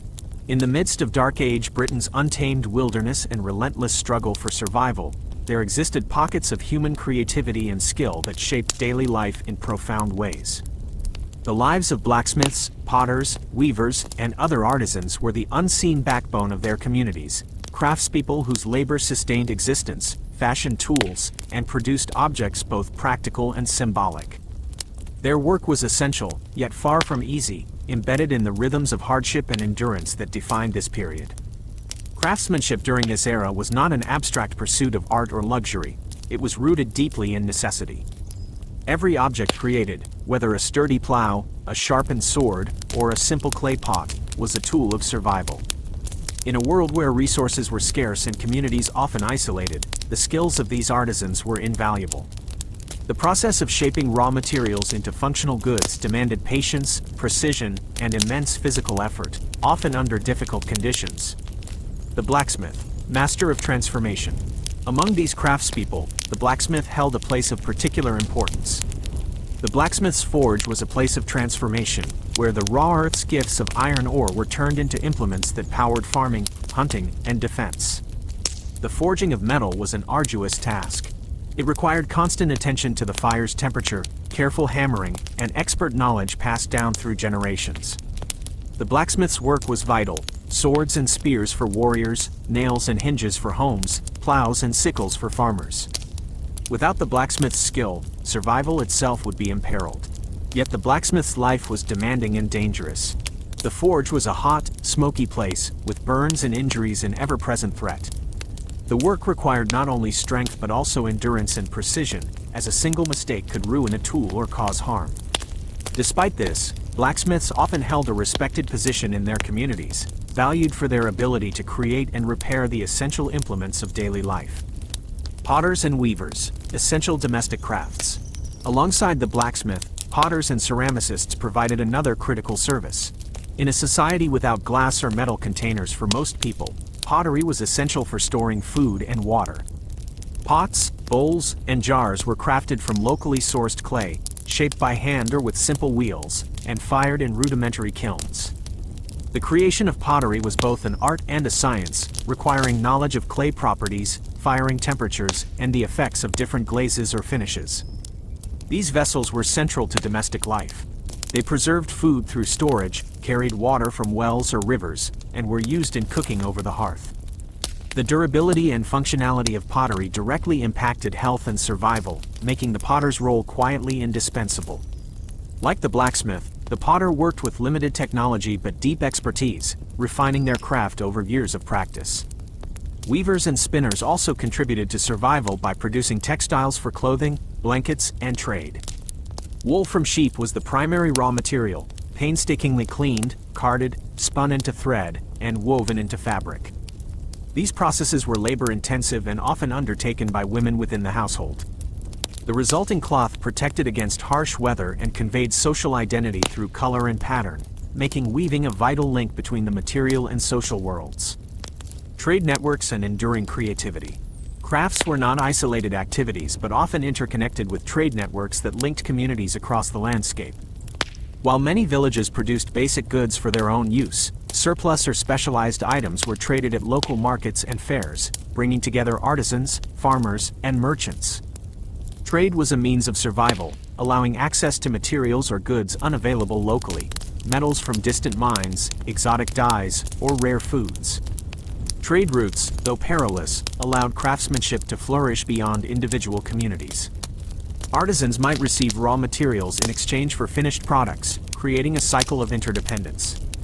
This exchange was crucial, for no single village could supply all its needs independently. Through trade, ideas, techniques, and cultural influences spread, enriching the material and social fabric of Dark Age Britain. Despite the importance of craftsmanship and trade, life for these artisans was far from comfortable. They worked within a fragile economy based on subsistence, where failure to produce could mean starvation or exposure. The physical toll was immense. Blacksmiths' bodies were hardened by heat and labor. Potters endured long hours bent over wheels and kilns. Weavers' hands ached from constant motion. Their labor was often invisible to the broader society, yet it underpinned every other aspect of life. Moreover, the demands of craftwork intersected with social hierarchies. Some craftspeople were tied to the estates of local lords, producing goods primarily for their benefit. Others worked independently or within guild-like groups, passing skills to apprentices and ensuring continuity. The quality and availability of goods could reflect the wealth and power dynamics of the region, with finely crafted items signaling status and authority. Religious and symbolic objects were also products of craftsmanship. Amulets, crosses, and ritual vessels bore spiritual significance, connecting the physical labor of artisans with the intangible realms of belief and identity. These objects help communities make sense of their precarious world, providing comfort and hope amid uncertainty. In reflecting on the lives of these craftspeople, one sees a profound connection between human creativity and survival. Their hands shaped the world not only for practical use but also to sustain the social bonds and cultural meanings that gave life its depth. In a time marked by struggle and scarcity, craftsmanship was an act of resilience, a testament to human determination to create order, beauty, and function amid chaos. As the day draws to a close, the glow of the forge fades, and the pottery kilns cool. The rhythm of trade slows, and artisans rest, their bodies weary but their spirits intertwined with the legacy of their work. Through their labor, the people of Dark Age Britain carved out a space for life to continue, crafting the tools, vessels, and fabrics that would endure beyond their immediate struggle. This delicate balance of skill, endurance, and exchange forms a vital chapter in the story of survival during these shadowed times. Craftsmanship and trade were not just economic activities. They were lifelines, connecting people across distances, generations, and social divides. They embodied the human spirit's refusal to be overcome by hardship, instead shaping a future from the raw materials of the present. Food preservation and preparation, the fight against hunger.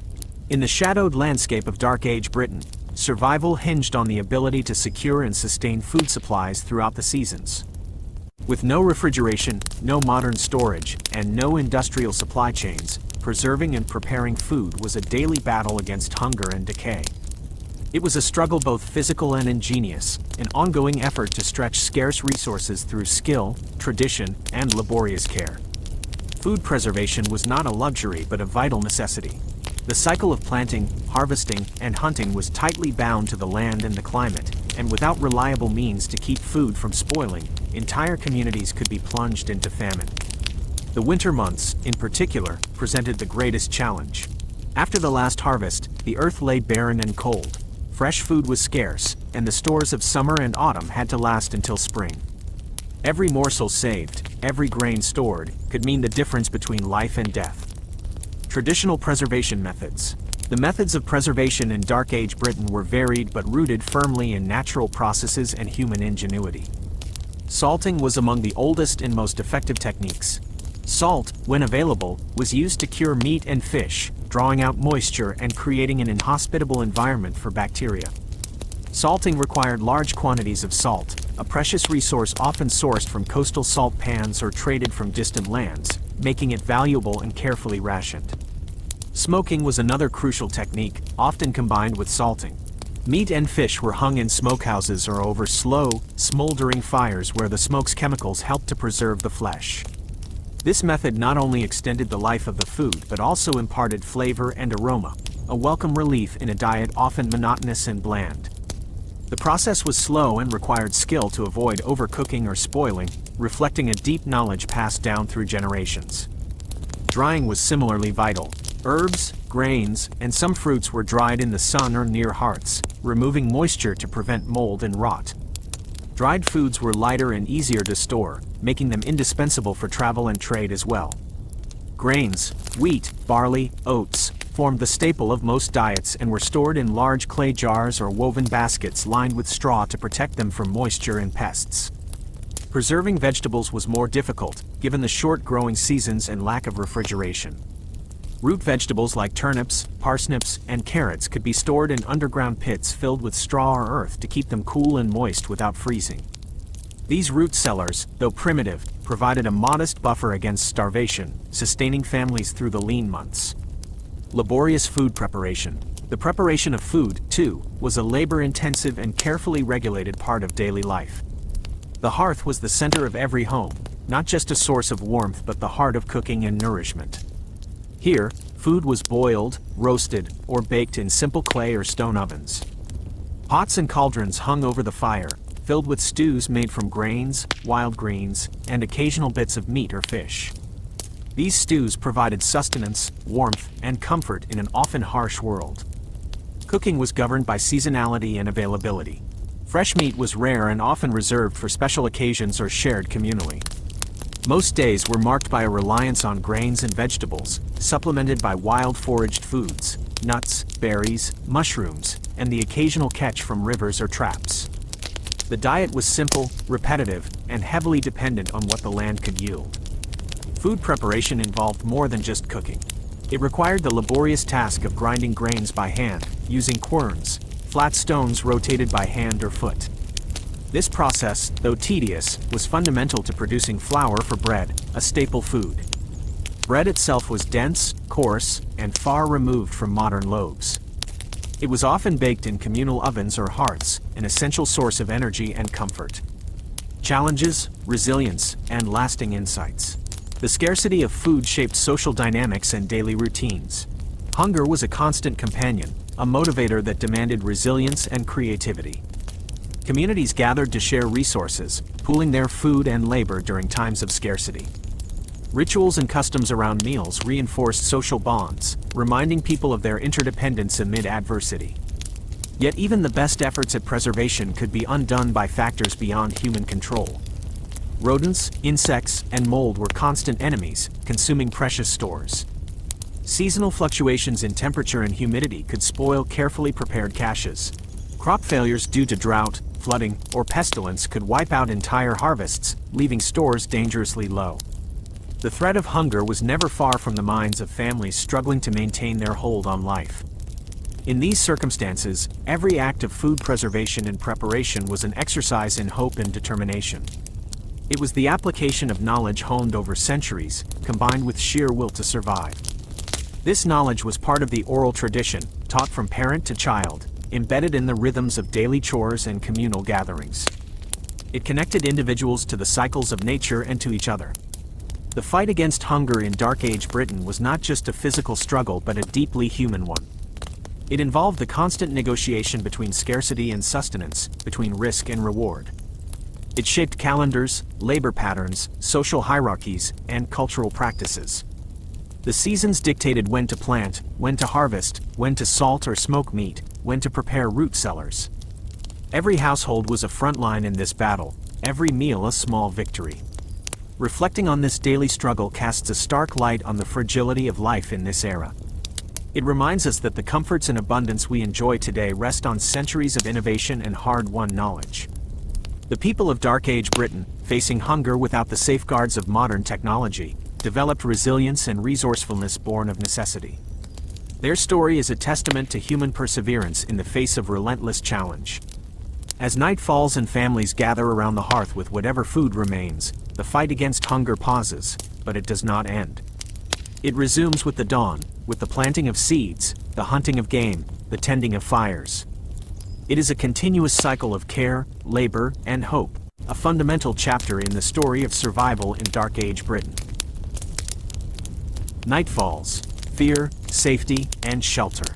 As the sun sinks below the horizon, casting long shadows over the rugged landscape of Dark Age Britain, an unmistakable transformation takes hold. The warmth of daylight fades, and darkness spreads like a cloak over villages and wild lands alike. Nightfall was far more than just the end of the day. It was a time fraught with uncertainty, primal fears, and a struggle to find safety amid the unknown. For the people who lived in this precarious age, the arrival of night marked the beginning of a new set of challenges, ones that shaped not only their survival but the very fabric of their community and culture. The all-encompassing darkness and its dangers. Without artificial lighting beyond simple hearth fires and flickering torches, darkness was absolute. The blackness that descended was a heavy presence, thick, impenetrable, and alive with imagined and real dangers. The moon and stars offered only faint illumination, insufficient to reveal the landscape's hidden threats. In an era before street lamps or fortified castles illuminated the night, every shadow could conceal peril. Wolves, wild beasts, bandits, and rival clans prowled under cover of darkness, transforming the familiar into a landscape of fear. The psychological weight of night was immense. It brought isolation and vulnerability, stripping away the visual and social shields that daylight provided.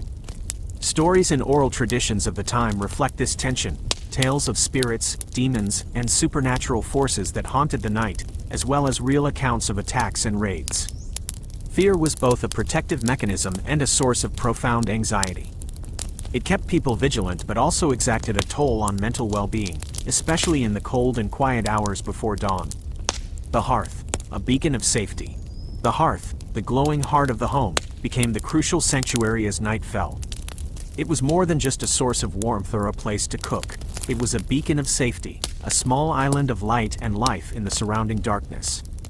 Families gathered close to the fire, sharing the meager remains of their day's food, telling stories, and seeking comfort in each other's presence. The flickering flames danced against the walls of crude timber and wattle huts, pushing back shadows and fears. In this intimate circle, bonds were forged, and the endurance of the community was strengthened. Yet, the protection of the hearth had its limits. Outside, the night was a dangerous realm. Villages were often clustered in small, defensible locations, near rivers, hills, or within natural enclosures, to reduce exposure. Many settlements had simple palisades made of sharpened stakes, low stone walls, or ditches designed to deter wild animals and hostile humans. But these defenses were rarely impenetrable. The threat of surprise raids, whether from rival clans or opportunistic thieves, was constant. The violence that punctuated life in Dark Age Britain did not pause with the setting sun. Rather, it sometimes intensified under cover of night. Community vigilance and night's rhythm. Community vigilance was therefore essential. Night watchmen or sentinels were appointed in many villages, tasked with standing guard, listening for unusual sounds, and raising alarms if danger approached. These watchers, often armed with crude weapons such as spears or clubs, embodied the fragile barrier between safety and chaos. Their role was demanding and perilous, requiring alertness in the face of exhaustion and fear. Failure could mean death, destruction, or the loss of precious resources. The shared burden of guarding the community helped to maintain social cohesion, reinforcing mutual dependence and trust. Beyond the physical dangers, night imposed a strict rhythm on daily life. The absence of light dictated the pace of work, rest, and social interaction. Most labor-intensive tasks, farming, tool-making, animal tending, ceased with dusk. The day was measured by the sun's movement. Without clocks or calendars, light was time itself. Darkness enforced a pause, a necessary interlude of rest, but also a reminder of limitations. The labor that ensured survival was constrained by nature's unyielding cycles. Inside homes, the darkness heightened senses other than sight. Sounds became sharper, the crackling of fire, the rustling of straw bedding, whispered conversations, and the distant howl of wolves. Smells carried with more intensity: the smoke from the hearth, damp earth, animals nearby, and the faint odor of stored food. These sensations grounded the inhabitants in their immediate environment but also fed anxieties about what lay beyond. For children, the night was a time of vulnerability and dependence. Many would cling to parents or elders, finding comfort in their presence and the warmth of the fire. The elders, in turn, acted as guardians, storytellers, and keepers of wisdom, using tales of night creatures and spirits both to entertain and to instill caution. These narratives reinforced cultural values and survival strategies, helping the young to understand the dangers while fostering a sense of belonging.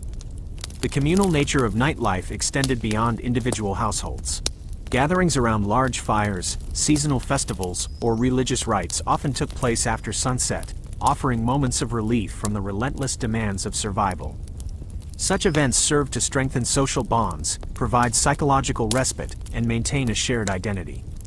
The interplay of fear and fellowship under the stars was a defining feature of life in this era. Environmental challenges and enduring hope. Weather further complicated the challenge of night. Cold temperatures, dampness, and storms could turn a fragile shelter into a perilous trap. Maintaining the hearth fire was a constant concern, as it was the primary defense against hypothermia and illness. Fuel, wood, peat, or dried brush, was carefully collected and rationed to ensure the fire could burn throughout the night.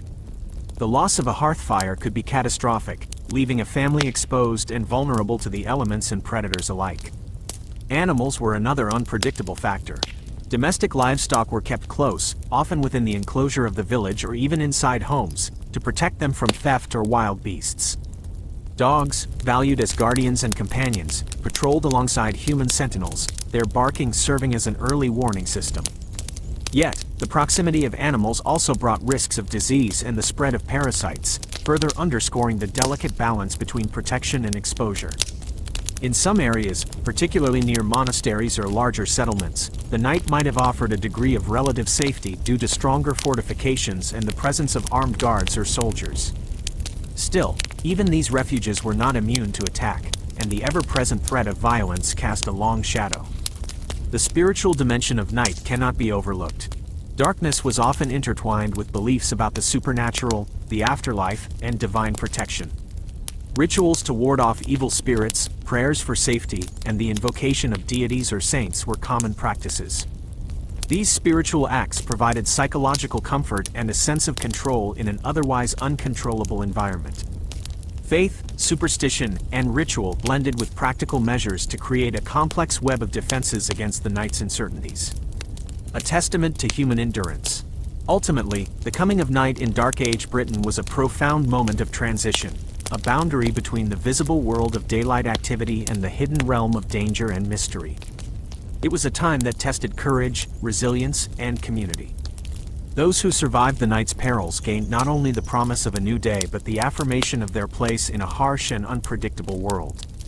The story of Nightfall is a story of endurance, adaptation, and the indomitable human spirit. It reveals how people shaped their environment and themselves in response to fear and necessity.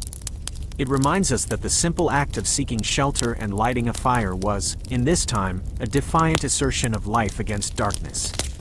In the silent hours before dawn, when the world held its breath, the people of Dark Age Britain lived on, watching, guarding, and hoping, until the first light returned. Festivals and respite, moments of joy and tradition. In a world marked by hardship, scarcity, and relentless struggle, moments of joy and communal celebration were precious and transformative. For the people of Dark Age Britain, life was often a daily confrontation with survival's harsh realities: scarce food, constant threat, and exhausting labor. Yet amidst these trials, the rhythm of the year carried with it rare but vital occasions of respite, festivals, religious rites, and communal gatherings that punctuated the cycle of toil with meaning, connection, and hope. Lifelines of culture and spirit. These festivals, though infrequent and often simple, were not mere diversions. They were lifelines of cultural identity and psychological sustenance. In a time before widespread literacy or formal institutions, oral traditions, music, storytelling, and ritual acted as the glue holding communities together. The cycle of festivals provided structure to the year and a shared language of hope and renewal, anchoring the people in a world that was otherwise precariously balanced on the edge of chaos. The origins of many such festivals lay in ancient pagan traditions deeply connected to the natural cycles, the turning of seasons, the sowing and harvesting of crops, the changing length of days and nights. These rituals celebrated the forces of nature upon which survival depended, invoking blessings for fertility, protection, and bounty. Though the Christian Church was gaining influence in this period, much of the popular culture remained a vibrant blend of old beliefs and new faith, coexisting and sometimes colliding in the hearts and minds of the people. One of the most significant markers of communal life was the observance of the solstices and equinoxes, the moments when the sun's path reached its extremes or crossed the celestial midpoint. These points in the calendar, such as the midwinter festival and the summer solstice, were occasions for gathering, feasting, and ritual. The midwinter festival, for example, coincided with the longest nights, a time when darkness and cold seemed most overwhelming. To confront this bleakness, communities lit fires, sang songs, and shared food in a collective defiance of the season's hardships. Shared experiences and storytelling. The rituals surrounding these festivals were as much about reinforcing social bonds as about spiritual expression. Villagers who labored separately in fields, forests, or workshops came together to share stories, songs, and dances.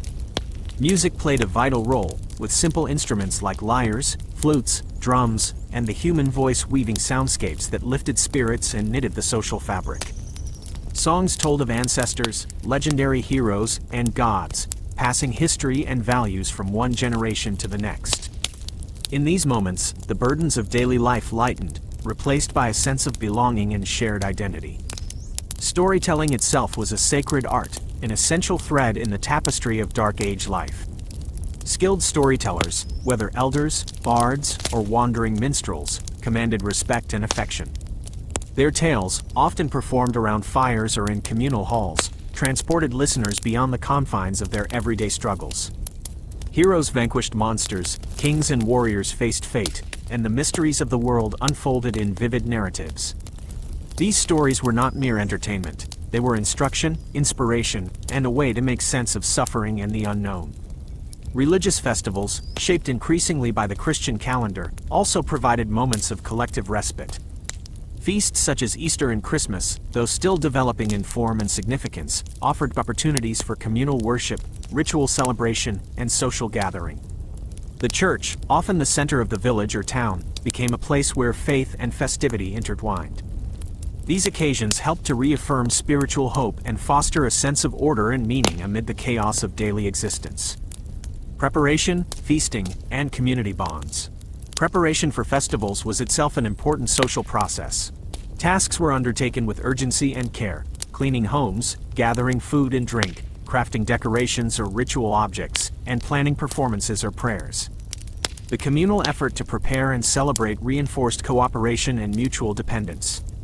The anticipation of these rare days offered psychological sustenance, a beacon on the horizon of hardship. Feasting was, of course, a highlight of any festival. Food that was normally rationed carefully or even scarce was consumed with generosity. Meat from livestock or game, stored grains, nuts, berries, and preserved fruits might be shared in abundant quantities, often accompanied by ale or mead brewed from honey and herbs. These gatherings were a temporary lifting of austerity, an affirmation of life's pleasures even in a harsh world. Yet festivals were not free from solemnity. Many were steeped in ritual observance, with sacrifices, prayers, and ceremonies intended to secure favor from gods or ancestors. These acts underscored the fragility of life and the ever-present awareness of death and misfortune. The boundary between celebration and reverence was thin, a reflection of a worldview in which joy and sorrow were inseparable. Children, often burdened with early responsibilities, found in festivals moments of wonder and freedom. Games, music, and storytelling opened a world beyond daily chores and dangers. Elders used these occasions to teach cultural values and history, ensuring the continuity of communal knowledge and identity. The festive day became a collective memory, a pause in time where the human spirit was renewed. Women played essential roles in festival life, preparing food, weaving decorations, and leading rituals in the home and community. Their labor and leadership were crucial to the success and meaning of celebrations.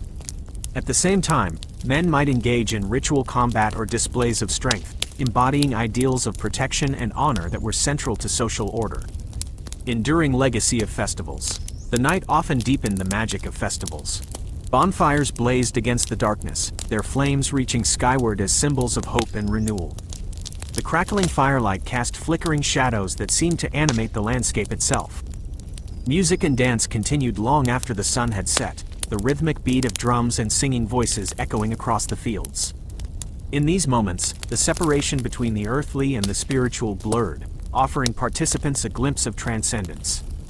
Trade and travel, difficult as they were, sometimes converged at festival times.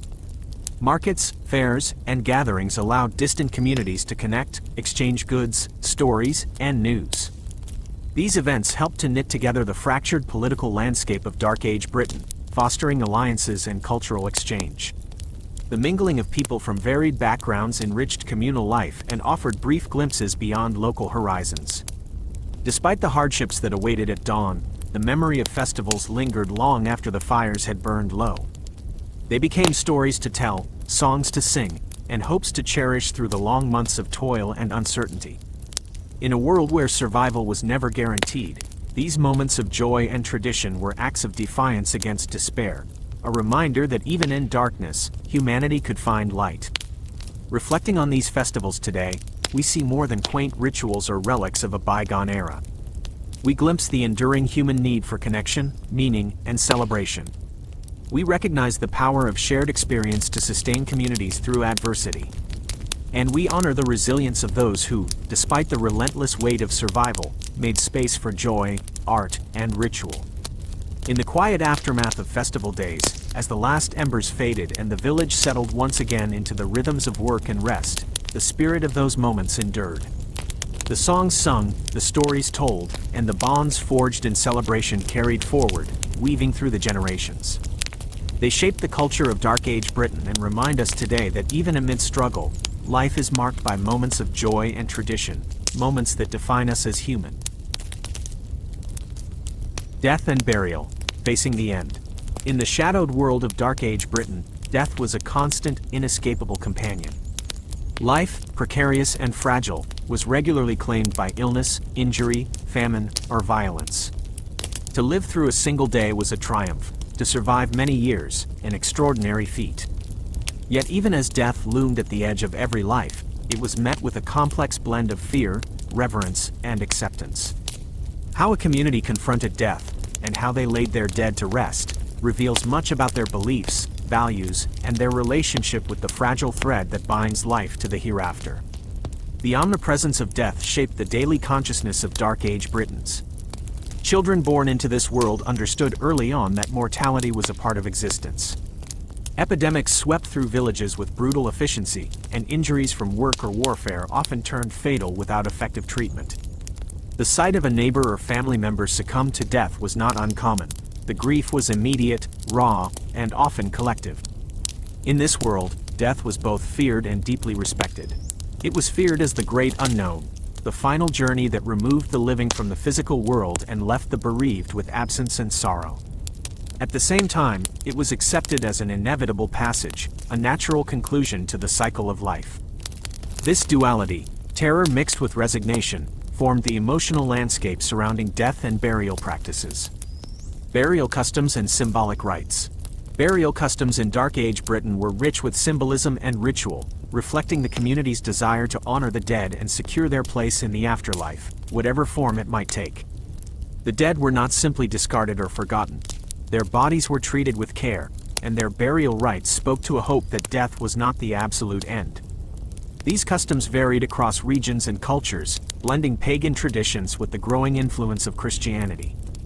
Excavations of burial sites from this era reveal the significance placed on grave goods and the orientation of the body.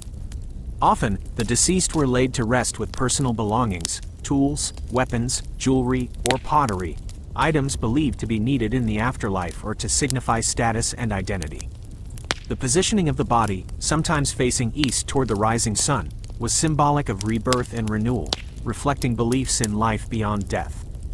The physical location of burial was also deeply meaningful.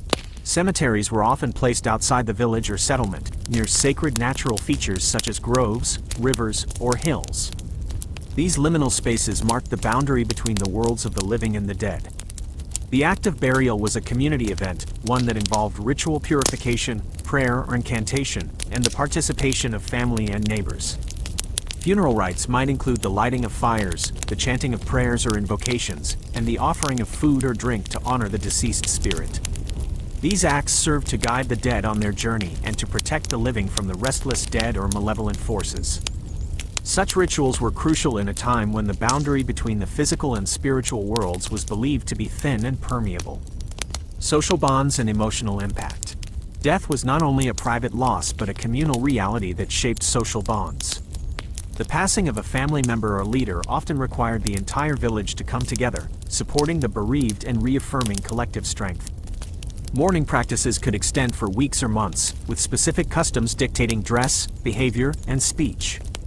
Widows and widowers might adopt visible signs of grief, such as cutting their hair or wearing particular garments, signaling their loss to the community. Children who lost parents were particularly vulnerable, as the family was the primary source of protection and provision.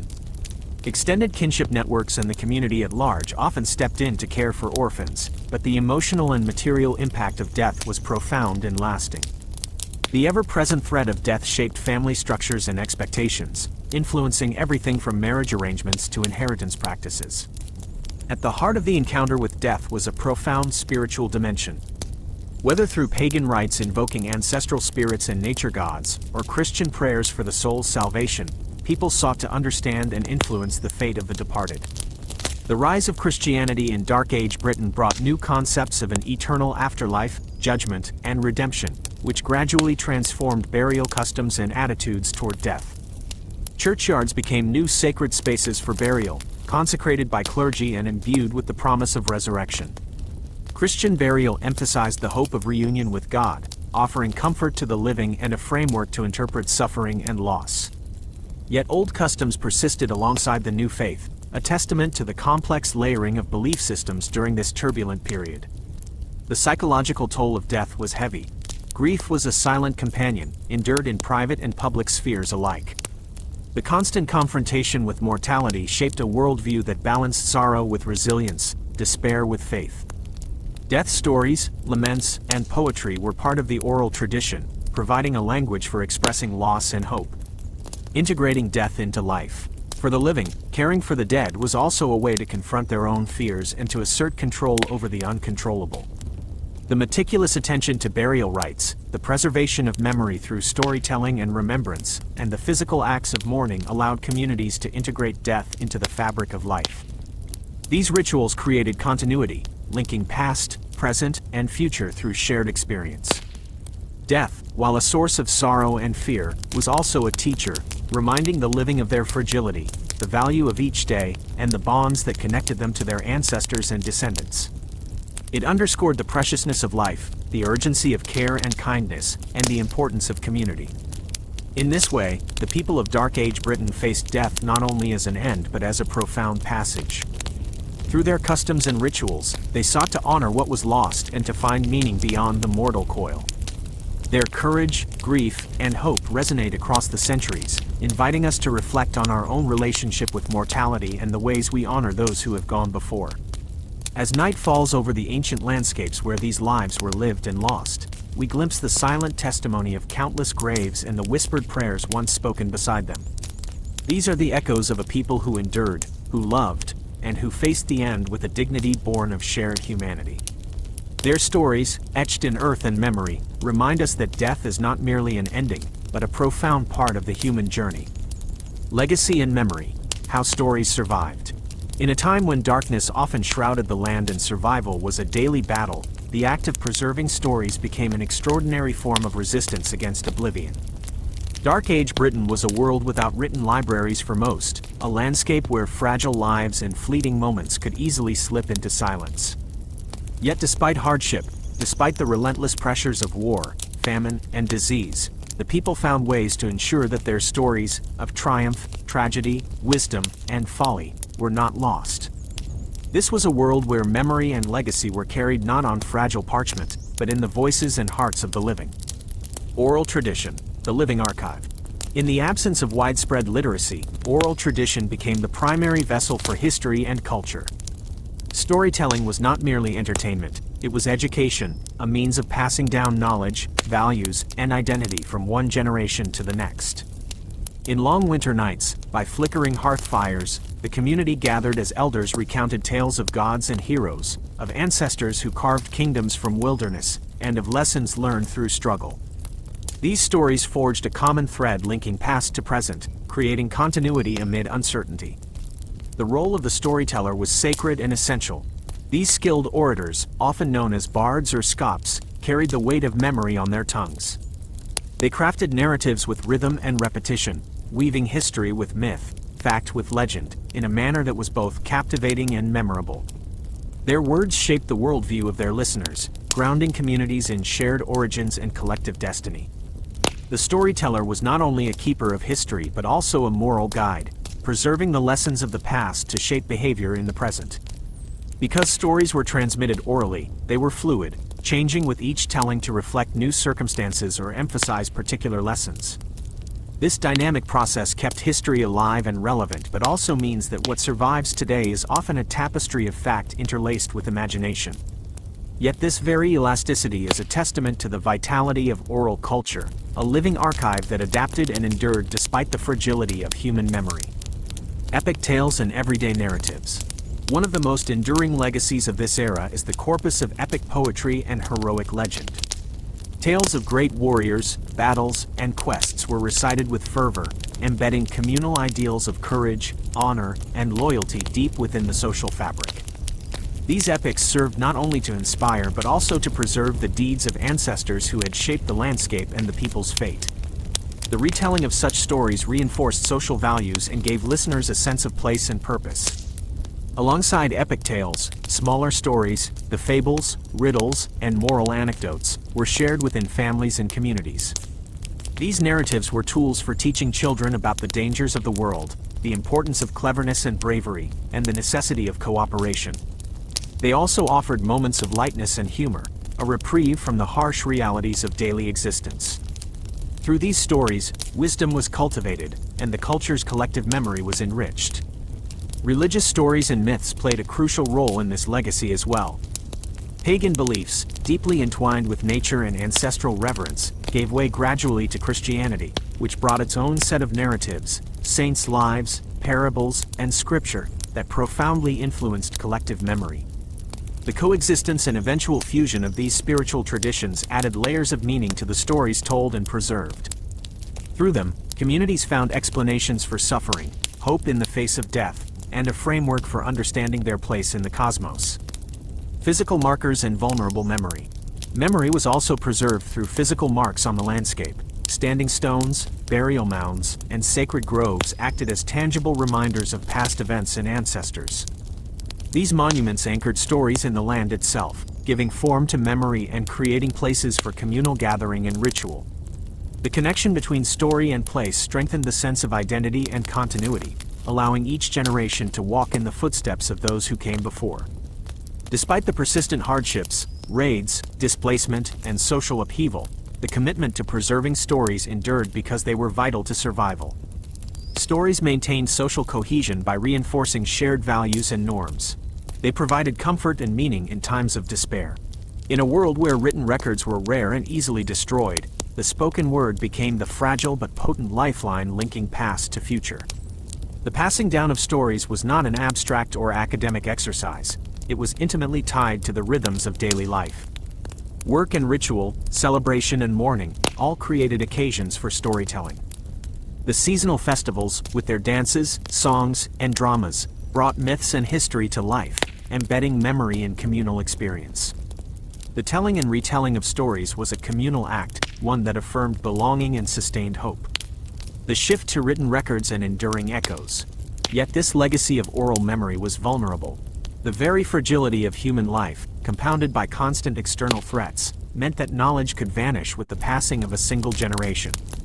The disruptions of invasion and migration introduced new languages and customs, threatening to erode older traditions. In this precarious landscape, the role of memory bearers became even more vital, and the act of storytelling even more urgent. As Christianity spread and monastic centers began to emerge, the preservation of history slowly shifted toward written records.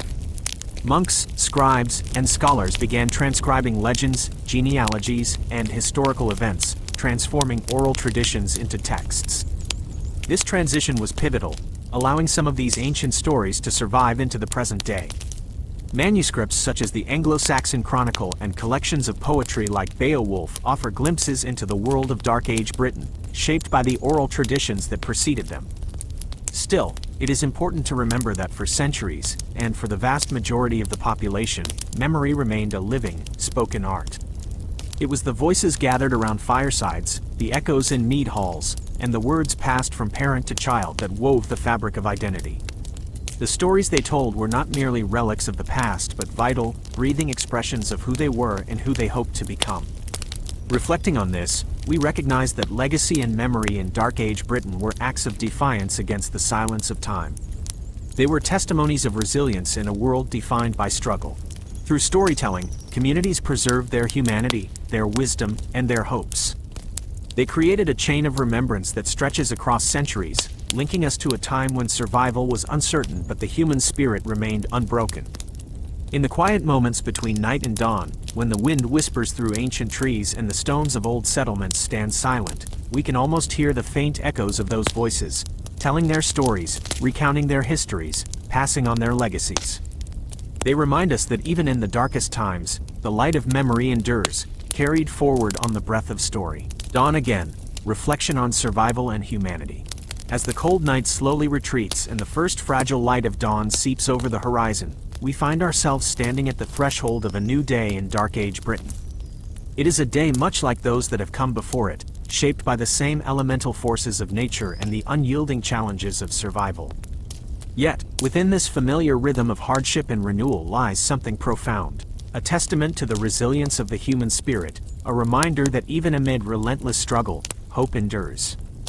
In this final hour of our journey, we pause to reflect on what it truly meant to live, to endure, and to persevere in a world often defined by darkness. The cycle of existence. The cycle of day and night, life and death, hardship and hope, is as old as time itself. For those who lived through the shadows of the Dark Ages, this cycle was not merely a natural pattern but a metaphor for existence itself. Each dawn brought the promise of renewal, the chance to work the land again, to tend to family, to rebuild what was broken by the storms of yesterday. Yet, the dawn was never certain. It arrived only after a night filled with fears both real and imagined, the threat of raids, the bite of cold, the silent approach of illness. To rise with the sun was an act of courage, a quiet affirmation that despite all odds, life was worth fighting for. Survival in Dark Age Britain was a daily negotiation with forces far beyond individual control. The land was wild, the seasons harsh, and the social order rigid. Yet within these constraints, people found ways to adapt and endure. Their resilience was rooted not in comfort or abundance but in a deep connection to community, land, and tradition. Family bonds and neighborly ties wove a safety net that caught those who faltered, while shared rituals and beliefs provided a compass in a world often veiled in uncertainty. The dawn also illuminates the complexity of human experience in this time, a tapestry woven with threads of pain, loss, joy, and hope. Behind the hardships were moments of profound humanity, the laughter of children playing in muddy fields, the gentle care of a mother tending to her newborn, the solemn prayers offered in the quiet sanctuary of a village chapel. These moments, often fleeting and fragile, remind us that even in the bleakest circumstances, life's beauty and meaning persisted. Identity, loss, and resilience. Reflecting on this, we see that the struggle for survival was inseparable from the quest for identity and belonging. People sought to understand their place in the world through stories, rituals, and shared labor. Their daily routines, farming, crafting, cooking, healing, were not mere tasks but acts of continuity, linking generations past to those yet to come. This sense of connection, to both ancestors and community, was a source of strength that helped weather the storms of fate. Yet, survival was also marked by profound loss. The death of loved ones was a frequent and devastating reality, casting long shadows over family life and social structures. Grief, however, did not extinguish hope. Rather, it deepened the resolve to remember and honor those who had passed. Burial rites and memorial stories became sacred acts of preservation, binding the living to the dead in a cycle of remembrance that transcended time. In this way, death itself became woven into the fabric of survival, a poignant reminder of life's fragility and endurance. The resilience of Dark Age communities was further tested by forces of change, invasions, migrations, and shifting political landscapes. These upheavals brought uncertainty but also opportunity. Cultures mingled, traditions evolved, and new ways of life emerged from the crucible of conflict and cooperation. Adaptability, then, was as crucial as strength, enabling people to navigate the unpredictable currents of history. Faith and enduring legacy. Through it all, the human spirit found refuge in faith and ritual. Whether in the ancient reverence for the land or the growing influence of Christianity, spiritual beliefs offered frameworks to make sense of suffering and to envision a hopeful future. Prayer, pilgrimage, and communal worship were not only acts of devotion but vital sources of psychological sustenance, anchoring individuals amid the chaos and offering glimpses of transcendence. As the sun climbs higher, casting long shadows that shorten with the passing hours, we are reminded that history is not merely a chronicle of events but a living dialogue between past and present. The people of Dark Age Britain, in their struggles and hopes, speak to us across centuries, inviting us to witness the endurance of human courage.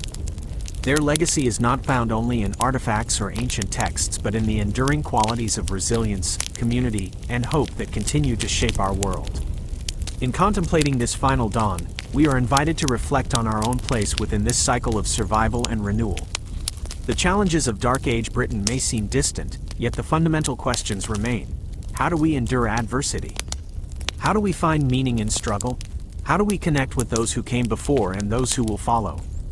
These questions are as relevant today as they were over 1,000 years ago, reminding us that history is a mirror in which we see ourselves. This journey through 24 hours in Dark Age Britain reveals that survival was never a solitary endeavor. It was a collective act, sustained by relationships, rituals, and the stories told around flickering fires. It was a constant balancing act between fear and hope, loss and renewal, darkness and dawn. To survive was to persist in the face of uncertainty, to find light even when shadows seemed overwhelming. As we close this chapter and the sun finally rises in full glory, we carry with us the lessons of a distant time, lessons of endurance, adaptability, and the indomitable will to live. The people of Dark Age Britain remind us that even when the world seems harsh and uncertain, the human spirit remains a beacon of light. They show us that every dawn is not merely the start of a new day but a profound affirmation of life itself. And so, as the morning light bathes the rugged hills and ancient forests, we leave behind the echoes of a world both foreign and familiar. We take with us the stories of struggle and survival, the whispers of voices long past, and the enduring truth that beneath the weight of hardship, humanity's flame burns steady, bright, unwavering, and eternal. Summary of 24 Hours in Dark Age Britain, a journey through struggle and survival. As we bring this journey through Dark Age Britain to a close, it is clear that what we have witnessed is far more than a mere recounting of hardships and survival. It is a profound testament to the human condition, a story of resilience, of enduring hope amid relentless struggle, and of the unbreakable bonds that connect us across time. In those distant centuries, life was harsh and unforgiving. The land itself seemed to conspire against its inhabitants, wild, untamed, and often cruel. Disease, famine, violence, and uncertainty were daily companions. Homes offered little refuge, and the comforts we take for granted today were absent. Yet within this world of scarcity and fear, people found reasons to rise with the dawn, to nurture family and community, to create meaning from the seemingly meaningless. What stands out most is the sheer tenacity of spirit. The men and women of Dark Age Britain were artisans of survival, using every tool, every tradition, and every bit of knowledge passed down to hold on to life. From the fragile shelters built from timber and earth, to the simple but vital hearth fires that provided warmth and light, each element of their existence was an act of defiance against the darkness. The social fabric that bound these communities was equally vital. Hierarchies defined roles and duties, but it was the interdependence between lords and peasants, warriors and farmers, mothers and children, that created the fragile safety nets for survival. In moments of crisis, whether facing raids, illness, or hunger, it was this web of relationships that offered protection and hope. Spiritual belief also played a central role, weaving a tapestry of faith and superstition that helped people navigate a world filled with inexplicable dangers. Rituals and stories not only explained the unknown but also offered comfort, a promise that life's hardships were part of a larger, meaningful design. The endurance of culture, through oral traditions and storytelling, ensured that knowledge and memory transcended generations. In the absence of written records, these narratives became the living history that shaped identity and preserved legacy. They connected the past to the future, allowing humanity to build upon the foundations laid by those who came before. Yet, perhaps the most compelling lesson from this journey is that survival was never about mere existence. It was about finding moments of joy amid despair, nurturing hope amid fear, and asserting humanity in the face of overwhelming odds. Whether through festivals, music, or the simple act of sharing a meal, people grasped for connection and meaning that transcended survival itself. As we reflect on this harsh but profoundly human chapter of history, we are reminded that the struggles faced by our ancestors are echoed in every age. The cyclical nature of hardship and renewal, loss and hope, remains constant. Their story challenges us to appreciate the comforts of today, to recognize the strength we inherit, and to carry forward the legacy of resilience. In the quiet moments of dawn, as the first light touches the ancient hills, we see not only the end of a night but the promise of a new beginning. This is the enduring truth of humanity. No matter how dark the night, dawn will come again. The spirit that survived in Dark Age Britain continues to burn within us all, a beacon of hope and perseverance through every challenge we face. And so, as the light grows stronger and shadows fade, we step forward with renewed understanding, carrying the lessons of the past into the promise of the future, forever connected by the unyielding human will to survive, to endure, and ultimately, to thrive.